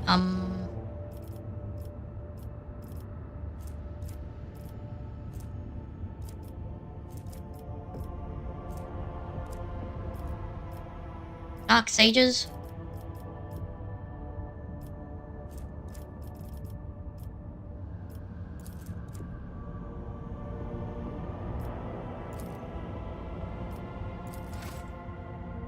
That's that done, I guess.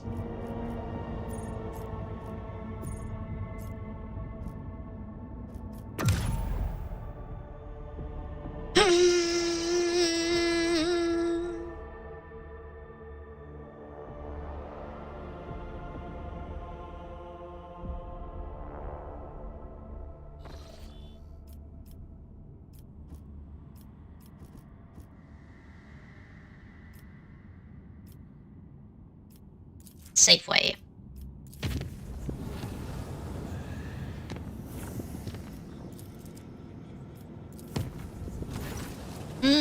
Lord Captain, urgent Vox transmission from the sector Bionica.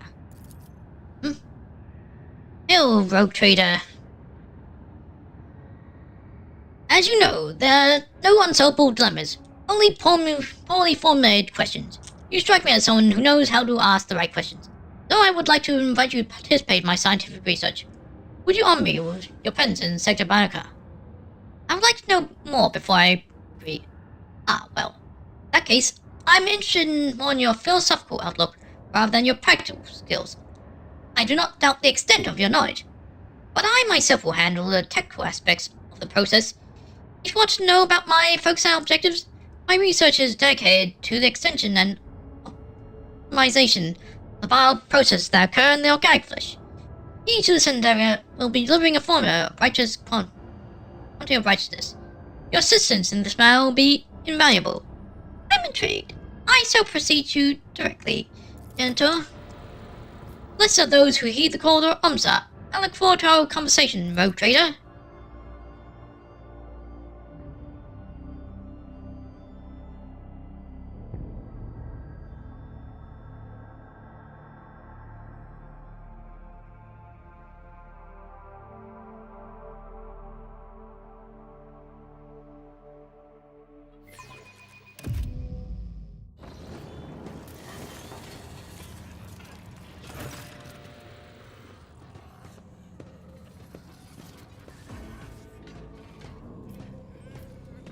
On the front camp, several bodies are laid out. Their mutations expose the chill air. Their chests and abdominal cavities yawn wide open. Exhale of their augmented organs, which now rest on flasks, still connected to the bodies by tubes and cables. Judged by rhythmic contractions, the organs are still functioning. Couldn't huddle beside the table. Surgically taking measurements and jabbing metrites to extract organs inside the bodies. Monks keep stoic virgin nearby. As the observer, grotesque spectacle, but I thought you said this was gonna be philosophical. Why have you abused these bodies?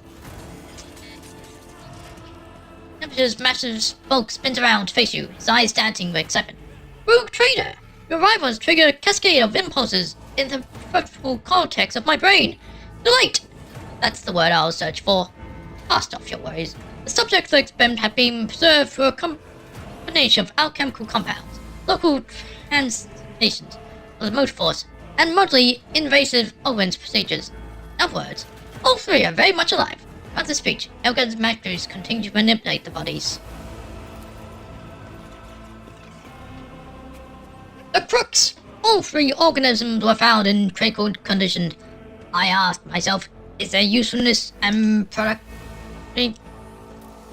truly at an end? Nonsense. To move from a state of being to a state of non-being entails no benefits or meaning. I personally ensured that their vital functions were preserved. Our goal would not be simpler. To vanquish death by creating the perfect righteous man. I've dubbed the transporter. Did these people consent to this?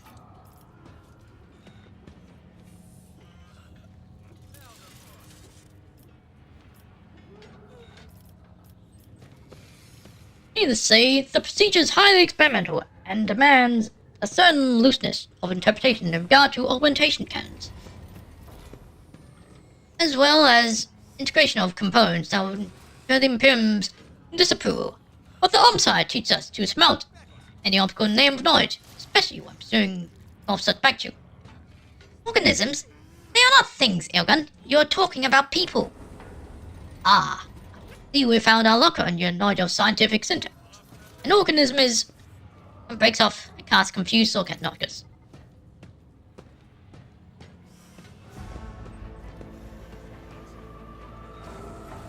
Apologies, Rogue Trader. I am not well versed in contact with laypersons. Doctors far surpass me in every way when it comes to communication. I recognize these individuals have minds, desires, and needs. I'm not attempted to interfere with their personalities. On the contrary, I wholly admire their own traits. I use the term organism with nothing but the deepest respect for these men and their vital functions.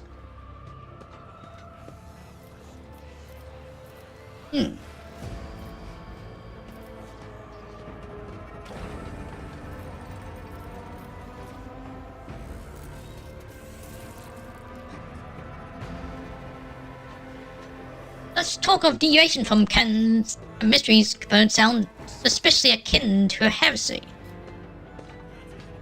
Far from it. It is a calculated risk taken for the sake of an experiment, whose importance upon any possible complications many times over.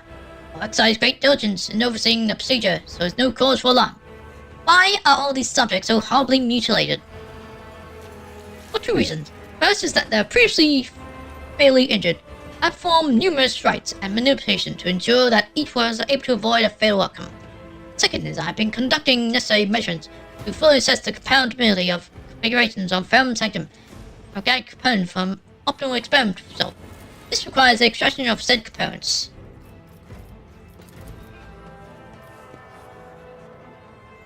Village man?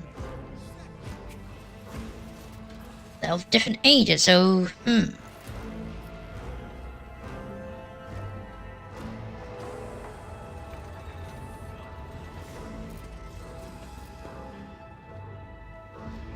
can pause for a moment, listening to us, then glance at Tongtes and shakes head.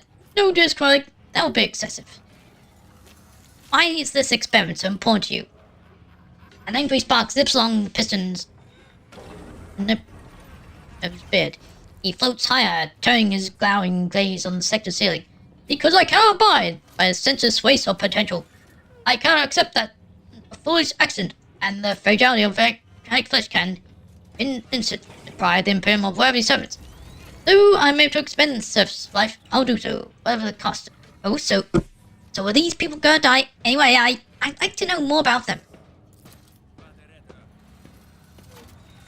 Your compassionate speech could be mistaken for pride, but something else lies behind. Nudginess born of some personal experience, and carries a heavy burden. Experiment is but one of many attempts to relieve himself of it at last. More questions? Thingy Roche? What's the practical significance of your experiment?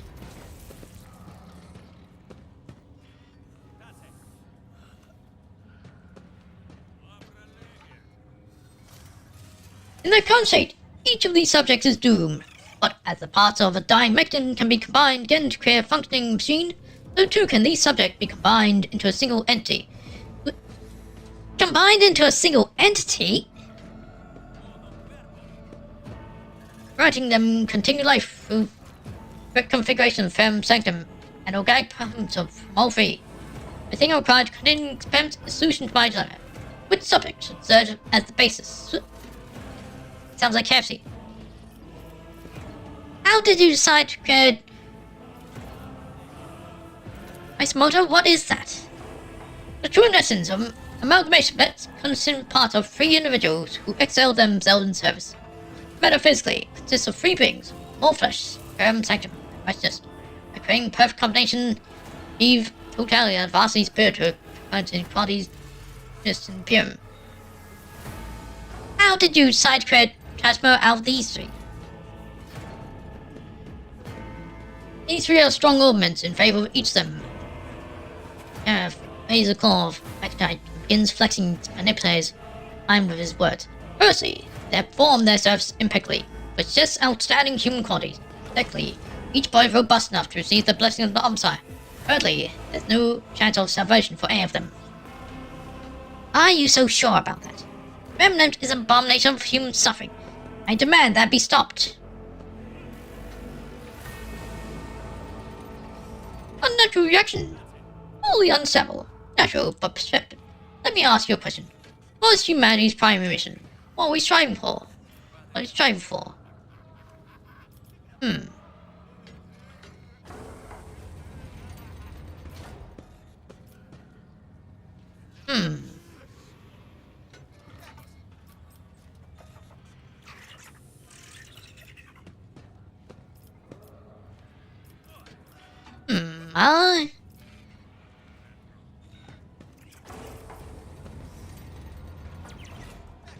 I'll go over a more heretical option. Again. Same as ever. Draw pleasure from life by satisfying our baser needs. Hedonism is an unstable urge. A desire to experience life to the fullest. The root of this lies another, more primitive drive. Survival, Lilith. Among myriad enemies who seek to exterminate us. Among cruel stars that harbor unknowable horrors. Among traitors who promise death to our fellow humans. We want to survive. Death is inevitable. Is an incontrovertible fact. But to survive long enough for those who remain to achieve what we fail to, That is an endeavor worthy of humanity. These three are doomed. Come into stock, experiment. I will obey and terminate their life functions. But then their sacrifice will be in vain. I'll make see through to the end. One of them will survive. No, he will become something greater than once before. So the choice is either turn them all three people into a Frankenstein's monster, or let them die. Very well, I will help you. But what role am I to play in this experiment?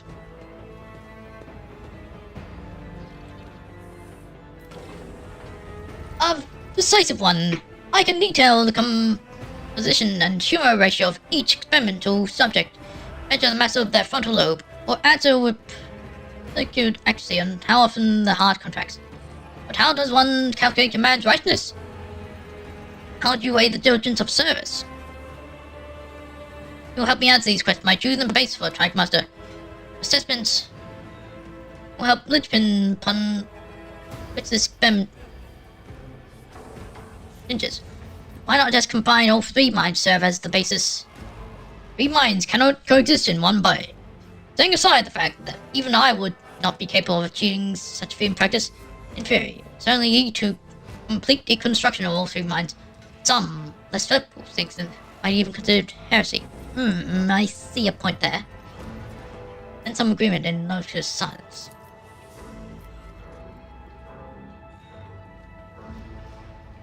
As my dearest colleague assesses, I'd note we've encountered many such points of contention over the years.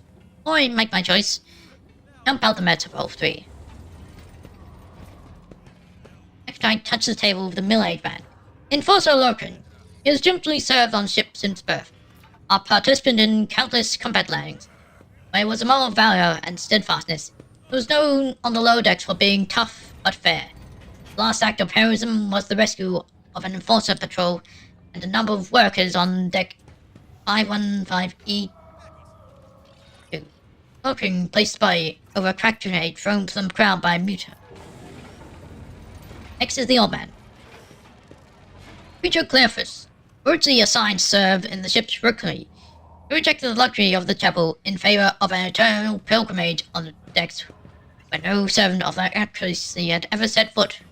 Through his example and word, he encountered and instructed the outcast and forgotten, thousands of souls who would otherwise have lost their faith and fallen to heresy, came to know the word of the Emperor. But it only took one to end the coffin's preaching for good. Madman attacked during the sermon, managing to rip out the preacher's vocal cords before the crowd tore him apart.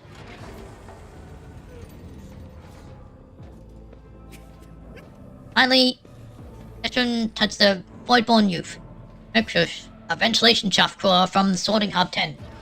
He dutifully burned mold slime and vermin, and would be the first to climb the block ducts, risking his life to deliver recycled air into the sector. He was a true believer and lamented his lot. While foray, he saved hundreds of workers by using his body to plug a hole in the multiple gas pipe. The toxicity led to cardiac arrest and blood poisoning. Well, I think I'll make the mind of the youngest one the basis being. He's the one who left too soon, died too soon, ready to make my decision. Who will form the basis of the Trias Mater? The worker.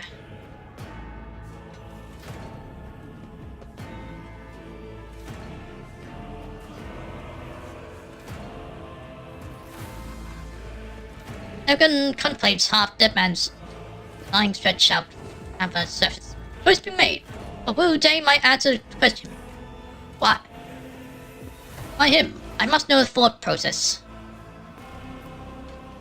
He'll save himself.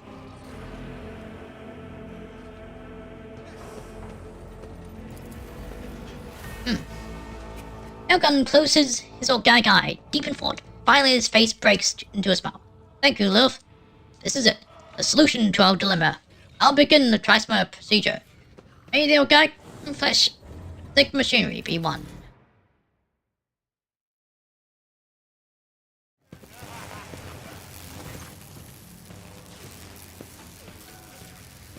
A barely audible crunch. Ilgun injector mandrake pierces the brain tissue. Man's face contorts in anguish, as back arches in a fit of spasm, brow furrowing. Genito delivers a powerful pulse of the motive force. The unfortunate man drops limply back on the table. Tech priest manipulators dart between the three bodies, separating organs, augments, and limbs, transplanting them into the new host. Discharge of the energy cascade around Ilgun's hulking figure, growing brighter and brighter until the final flash leaves you temporarily blind. When your vision turns, see the manipulators carefully releasing the subject limb from their restraints. The process is complete.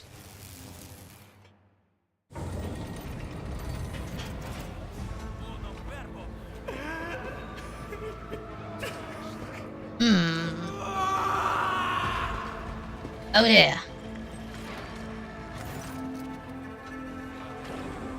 A creature, which a second ago resembled a humanoid lump of bloody meat studded with metal, suddenly leaps up with unexpected vigor, tossing Airgun backward and leg out an unintelligible howl suffering.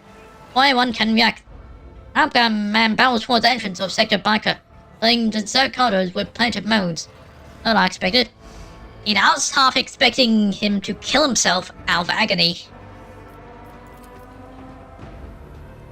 Elgon stares after him in amazement. Impossible! The calculations were perfectly calibrated. All factors taken into consideration. Was the specimen defective? Must find the transmitter immediately and determine what went wrong.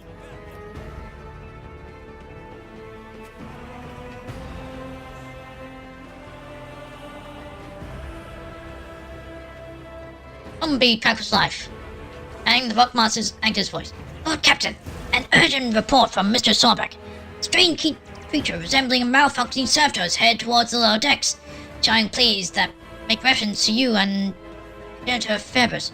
The enforcer had been dispatched to intercept it. I assumed you would prefer to assess this situation personally. Thank you, Vigis. General Fairburst and I will set out immediately. One way or another, we must see the experiment through to the end.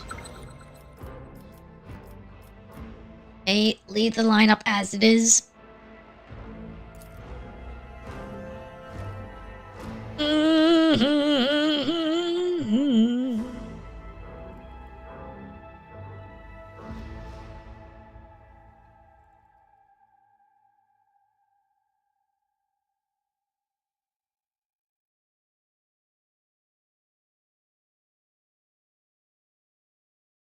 Calculation was perfect.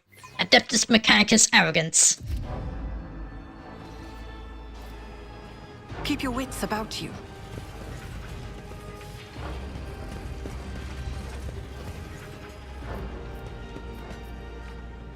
See how they live on the up decks, even just once.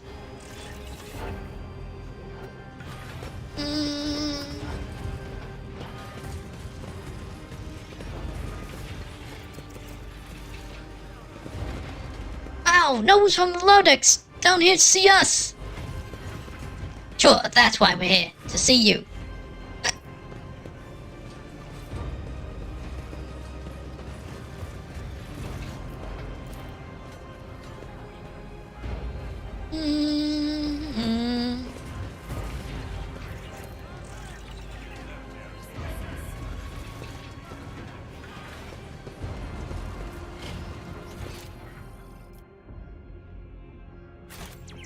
Looks like this is a dead end. Is there money to be made?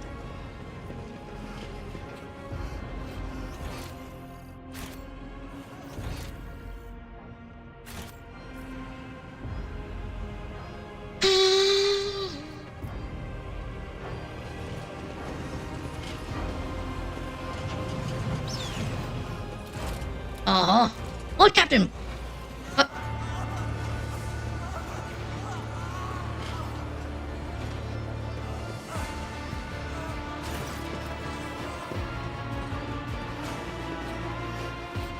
The transmutter lies prostrate before the entrance to the bay, the faint Aquila on the door, the only witness to his incoherent babbling. Is hysterical wails or the righteous tone man? are interrupted from time to time by the clanging of augmented skull against the deck. A vicious mixture of blood and oil oozes from the staples of his forehead, and his fingernails are chipped from his attempts to dig the implants out of his body.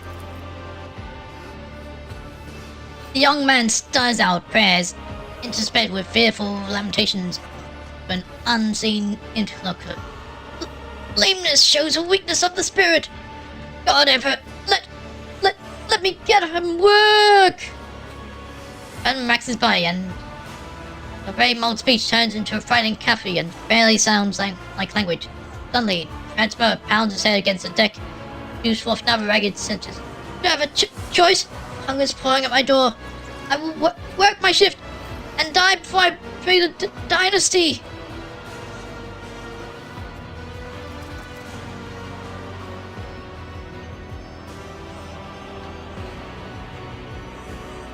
Elgon clicks his tongue in displeasure, flying about pistol on his beard as he thinks, subject left the biker sector prematurely. Octus is right. I was so absorbed in transfer procedure and successful outcome, I made the mistake of unfastening the strains before the psychological evaluation could be conducted. Okay, we must stabilize the transmitter before the specimen is forever lost to us. How do we stabilize him?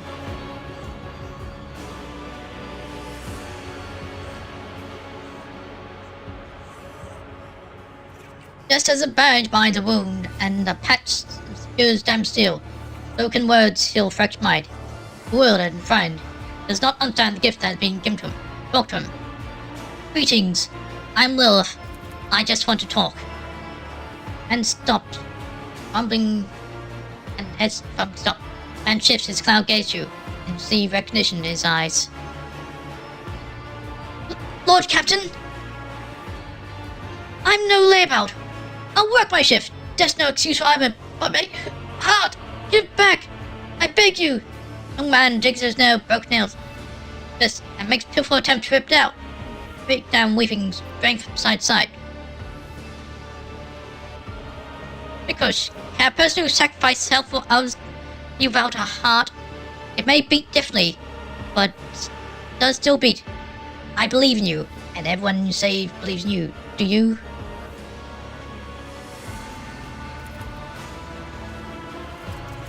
He clasps his trembling hands over his chest and smiles. I can feel it. Struggling. The Lord Captain believes. Sawing Hub 10. I won't bring shame. I will work my shift. I won't betray the dynasty. Transfer stops. Old man shows slowly slump and the convulsions deadly subside. His lucidity does not last long. The Amagan's eyes soon go blank. His mouth stretches into a blissful smile. Rocking peacefully and drooling, murmurs broken snippets, from life and prayers to the Emperor.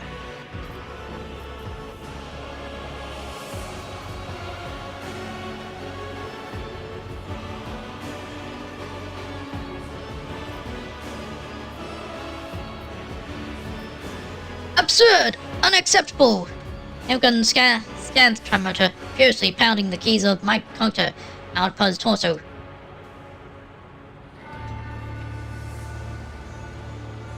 You have succeeded in pacifying him. Transfer is rejecting the attempts of the implant's machine spirit to contain the cognitive entropy. No personality degradation is simple. I must reassemble him. You want to pull him back together again? No, that's enough. That's enough, Elgon. Leave this blissful fool be and let the make care of the Cycler Vector tend to him until the end. Transfer being allows himself to heal away. The man keeps his eyes fixed on Aquila, murmuring prayers until he's lost your sight. So what happened to him? Tech priests look gloomier than a cloud. Rotria, I'm experiencing a cognitive block. I've analyzed every possible failure hypothesis and double-checked every step I made, and I've failed to identify a single mistake. My gag parts of Fem Sanctum joined together perfectly. They are perfectly preserved. These complications should never be occurred. The outcome cannot be denied. Calculations are perfectly correct. There's an inevitable fact. What form the conditional subjects themselves?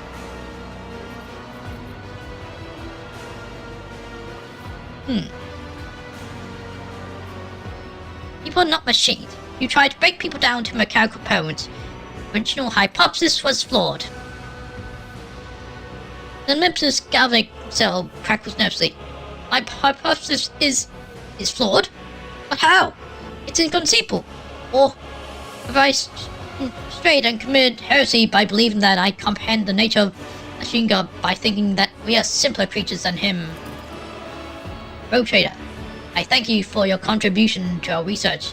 Marcus and I now call you colleague. No one asked this. I need to think, rethink. Thus this new dial with Noctis. Please find me on the bridge there. We must discuss the results of the experiment. Right, hey, what do we have here?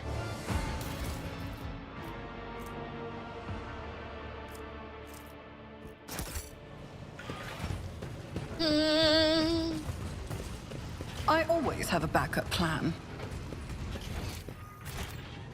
Okay, how do we get out of here? Oh, that side.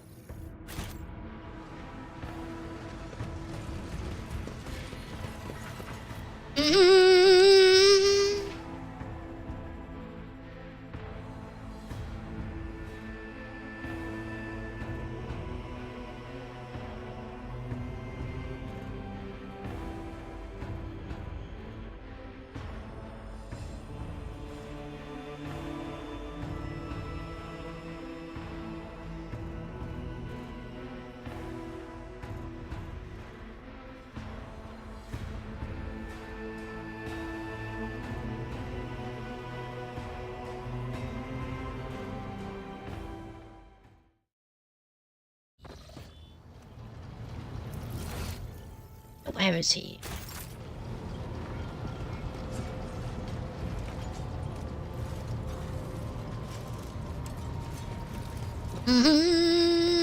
Rogue Trader, your timing is impeccable. I am ready to discuss the fascinating experiment we have been conducting in the Sector Bionica, and on other decks.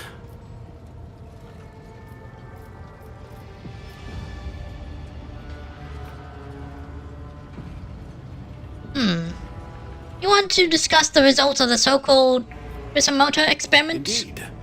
After processing all the data, including your invaluable contribution to the outcome of the experiment, my dear colleague and I engaged in a lengthy debate. My cognitive block has been resolved at last. I have come to the conclusion that the only correct decision in the context of this experiment was not to conduct it in the first place. My methods were correct and my intentions good, but I clung to my hypothesis to the last, in blind defiance of Nuncius's arguments and objective reality. I was attempting to wring usefulness out of people like charge from a dying battery. But regardless of how well and long a battery served before, when it is finally depleted, isn't the more rational response to dispose of it and replace it with a new one? Righteousness is a trait of these people, but it is not their primary function. I see that now. What of the As transmutter? you instructed, he is being tended to in the Sector Bionica. His cognitive functions have almost entirely failed, and only the Omnissiah's mercy keeps him from losing all mobility. The Trias Somata spends his days bowed in prayer, or so we presume, since he has lost all verbal capacity. He appears to be at peace. I think you have drawn the wrong conclusions from all this. Perhaps, but it is what I truly believe. Only time, the most dispassionate arbiter of all, will be able to judge us. I wish to thank you. You helped me cope with a situation that was beyond my control, and to recognize my mistakes. And that is worth a great deal. I was considering using this implant in an experiment, but I thought it too valuable to waste on the laity. Please, accept it as a gift. The speech differs from that of other tech priests. Is less mechanistic. To think that all tech priests speak exclusively like machines is a widespread misconception among the laity. We may strive to draw closer to the machine god, but we remain part of the human race. How exactly a tech priest achieves this oneness is the choice of each individual ordained in the priesthood of Mars, depending largely on personal characteristics, practical considerations, and interpretations of the tenets of the faith. Of course, many attune their language to machine cant or even prefer not to use flesh speak at all. It is then easier for them to make contact with machine spirits. For myself, however, a key aspect of the machine god is his omniscience. I gather wisdom, and that includes from communicating with laypersons. To this end, standard low Gothic has so far proved to be the most useful. However, this does not negate the fact that I am able to speak all the binaric dialects of Mars, if circumstances so demand. Mentioned you have knowledge of Xenos. The rank of Genitor grants me the right to study their foul anatomy and behavior for the purposes of identifying their weaknesses. I have personally dissected more than one specimen, and have even preserved specific body parts for further investigation. I research and study their technology to the same end. There is no shame in using our enemies' weapons against them, no matter what some narrow-minded colleagues may say. And what kind of Xenos do you study? Mythical kind, shall we say. The subject of my research is an ancient, unusually advanced xeno-civilization. Some among the tech clergy call them Nephilimix, believing them to be the first creations of the Omnisire. Others call them iron anathemas, considering them to be the spawn of abominable intelligence. But the initiated know them as Necrons. And believe me, the hand of the machine god has never touched these monstrous creatures. Aha! After more than 1 decade of searching, I have amassed a modest collection of objects that belonged to these Necrons. But I have never succeeded in understanding the purpose of most of them. Many believe that Necrons died out long ago, leaving behind only ruins of black rock. But I do not believe so. They exist still, and they are closer than they seem. So wait, the presence of Necrons isn't widely known by the Imperium? You've heard of drunken voidfarers, but tales and speculation about male creatures that do not know death. None of those stories ever seem plausible, let alone convincing. I personally seen them. Why do you believe they are I alive? have encountered inconsistencies in my research. Ghost colonies with fresh tracks that match the descriptions of these Xenos from various sources. Adeptus Mechanicus expeditions that plunged into obsidian ruins, never to return. Gaps in the knowledge repositories of individual worlds, as if someone had been trying to hide information. In isolation, all these are unexplained coincidences. But if I analyze the cumulative frequency of the events and the systems in which they occurred, and compare them to the few things I do know, I can detect certain patterns. The ancient Xenos are exhibiting activity.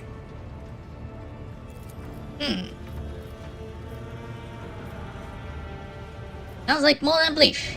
Count these myths Xenos. I'm very close to doing so. And you haven't seen Necrons yourself, have you? An interesting question. I will answer it with another. Would I be able to tell a layperson of such an encounter without breaking my vows to the cult Mechanicus?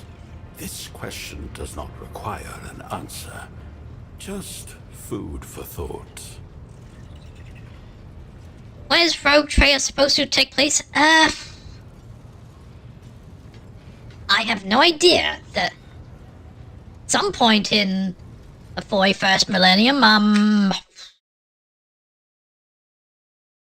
me look it up. Oh.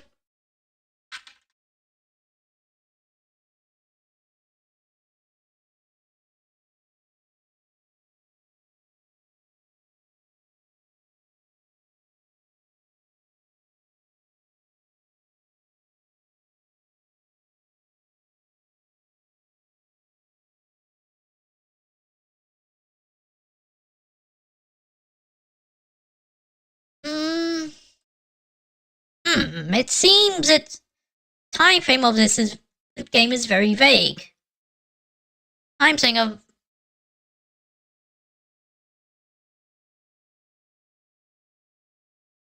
an answer I found on Reddit estimated set in the year 40,580. So over midway, the 41st millennium, possibly.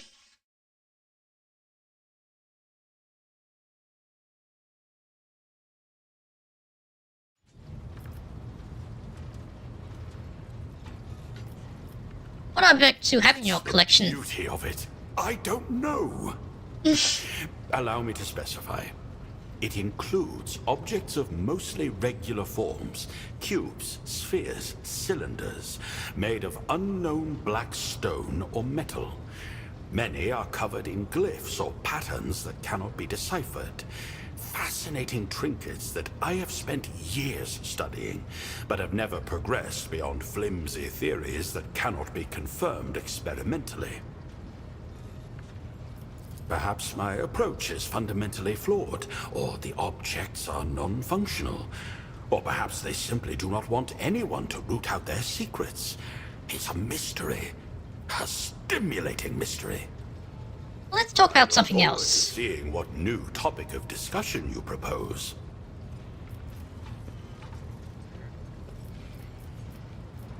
Well, quite a skull pen of own. Do you think he and Notkus will get along? That mutant skull that Mistress Cabela has chosen to establish familiar relations with is a crude anatomical aid, and nothing more. I suppose our conversations can be characterized as a primitive means of meditation, where the individual projects her state of mind and thoughts onto some inanimate object, and thereby achieves a certain degree of introspection. Nuncius, by contrast, contains a machine spirit, which we know every creation of the Omnissiah to possess. And he also happens to be a highly erudite and complex construct.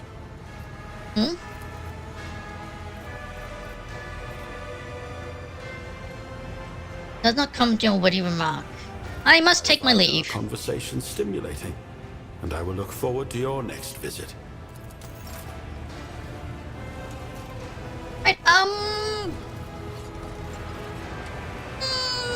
yeah, I'll go to Dragonis. I'll stream for a bit longer.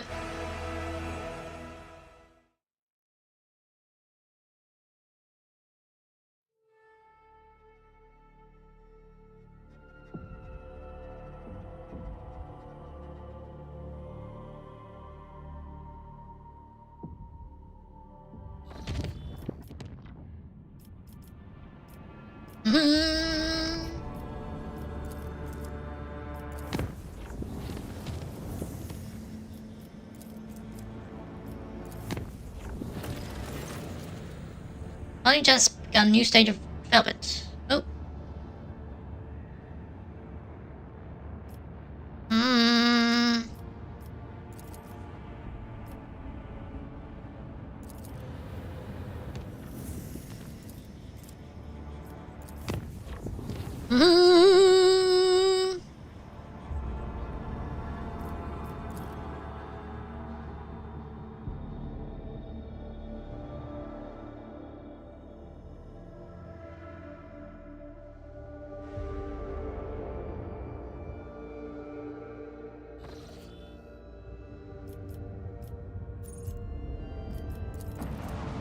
Anything else that Regards that requires my attention. Only most of Necron's supposed to awaken late in the very first plane. Some awaken earlier, but in this sense, makes some sense that the Imperium period isn't up to date on them. Okay, so Planetary authorities have begun righteous purge of distant mutants and mob hostels.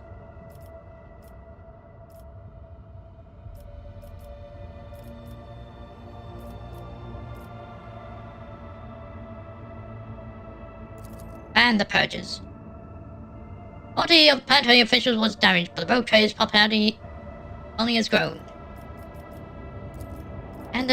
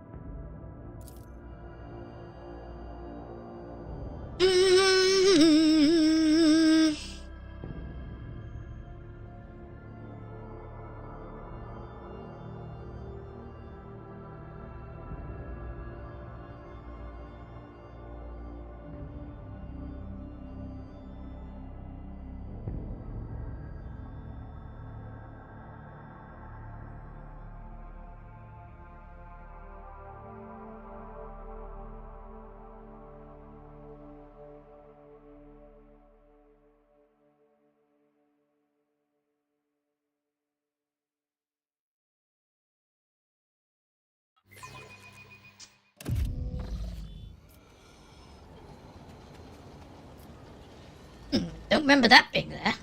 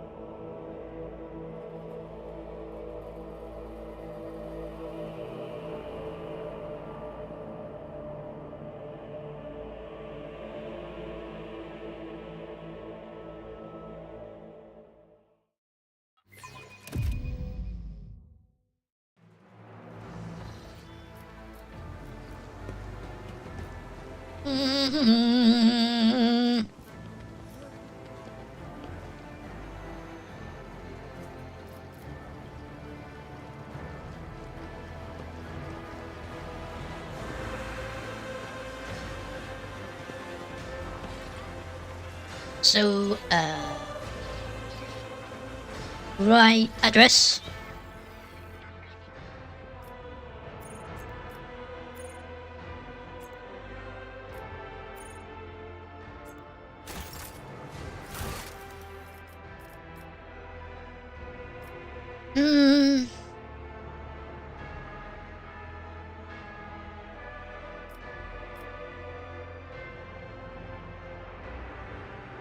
Good. So,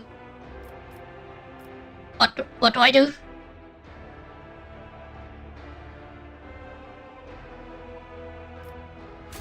I need to talk to some commentator.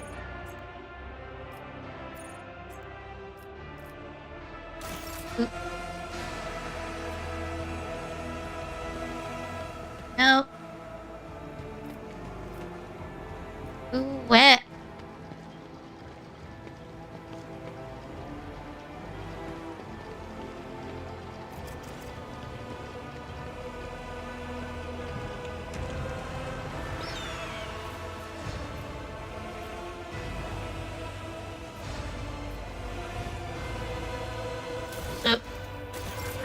Mundus Flancus, okay?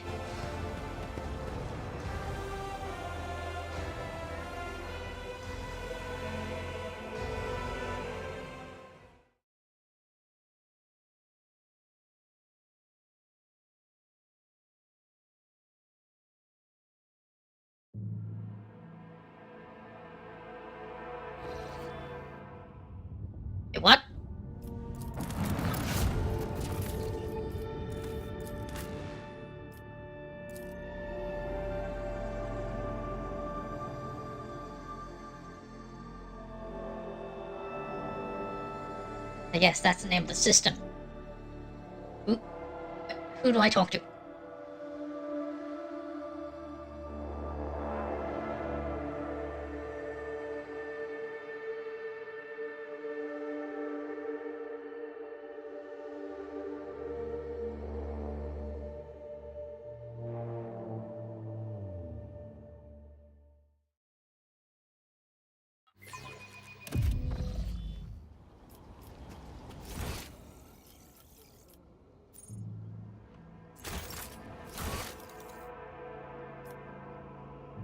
Hey, let's go to the throne room.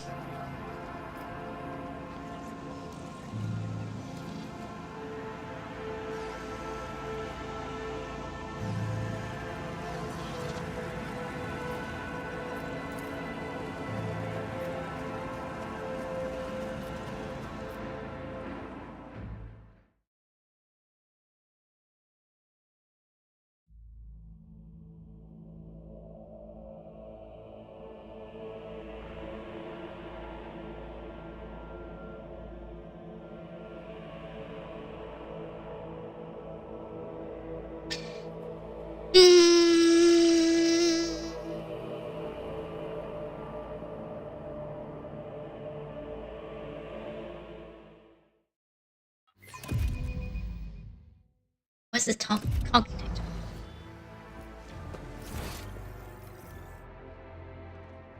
Wait, what's this?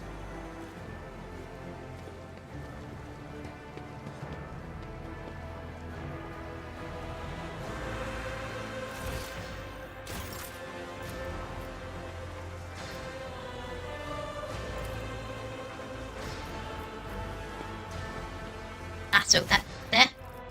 Oh hey, what's multi-melter?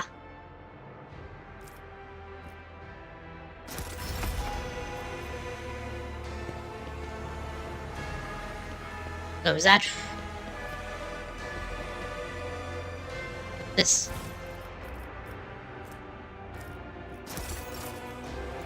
Alright, so that's the cocktail I need to use. Doctor employs a true work of art. Bring to commands. Being spirit. Awaken to soft hum of ring. Enter identify Laria.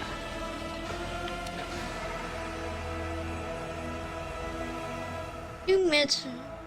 Plenty of several journal entries. New horizons.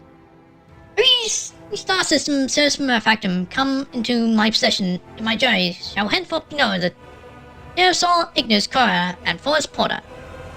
These are new horizons that have never before known humanity's rule, and whose rogue Xenos overlords oblige me greatly by having already eliminated each other.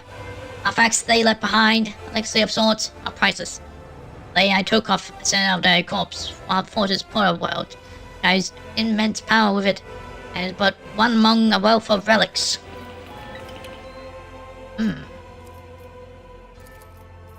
Mystic mirror. Order is getting sloppy. Use cactus connection. Other decks. Who tried to pass off as late troop, I can only thank him for his lack of judgment. There was enough to who's make the most loyal subject once. Always come no more, they. With sword and shield of House of Marcus. And Crimson Dance of Cain.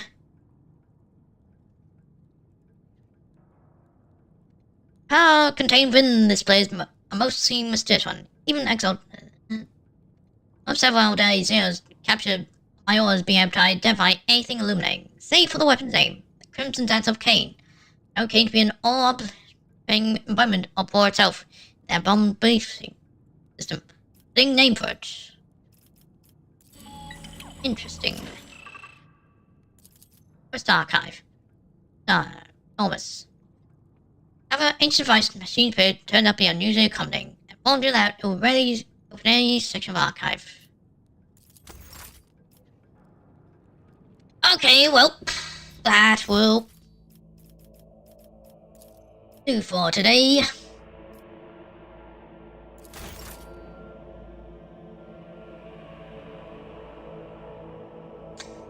new companion certainly is quite the character.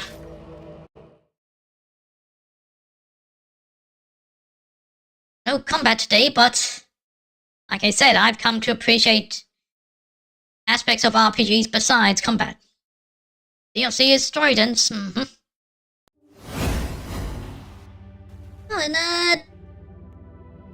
and did I do a redirect on YouTube? Someone?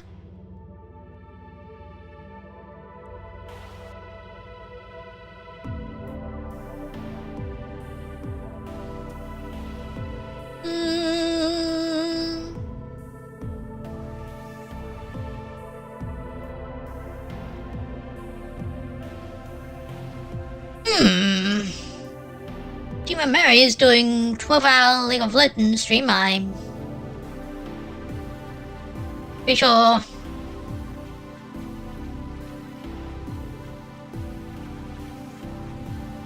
she's been streaming for way less than 12 hours already, and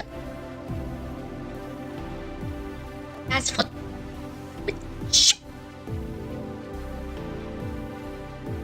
I'll make it a double raid.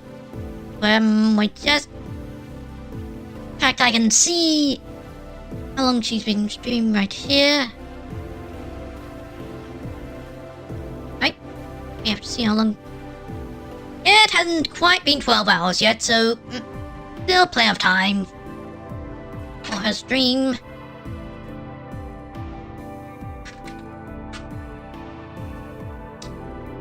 Alright. Thanks for watching. Hope you enjoyed this. See you all later.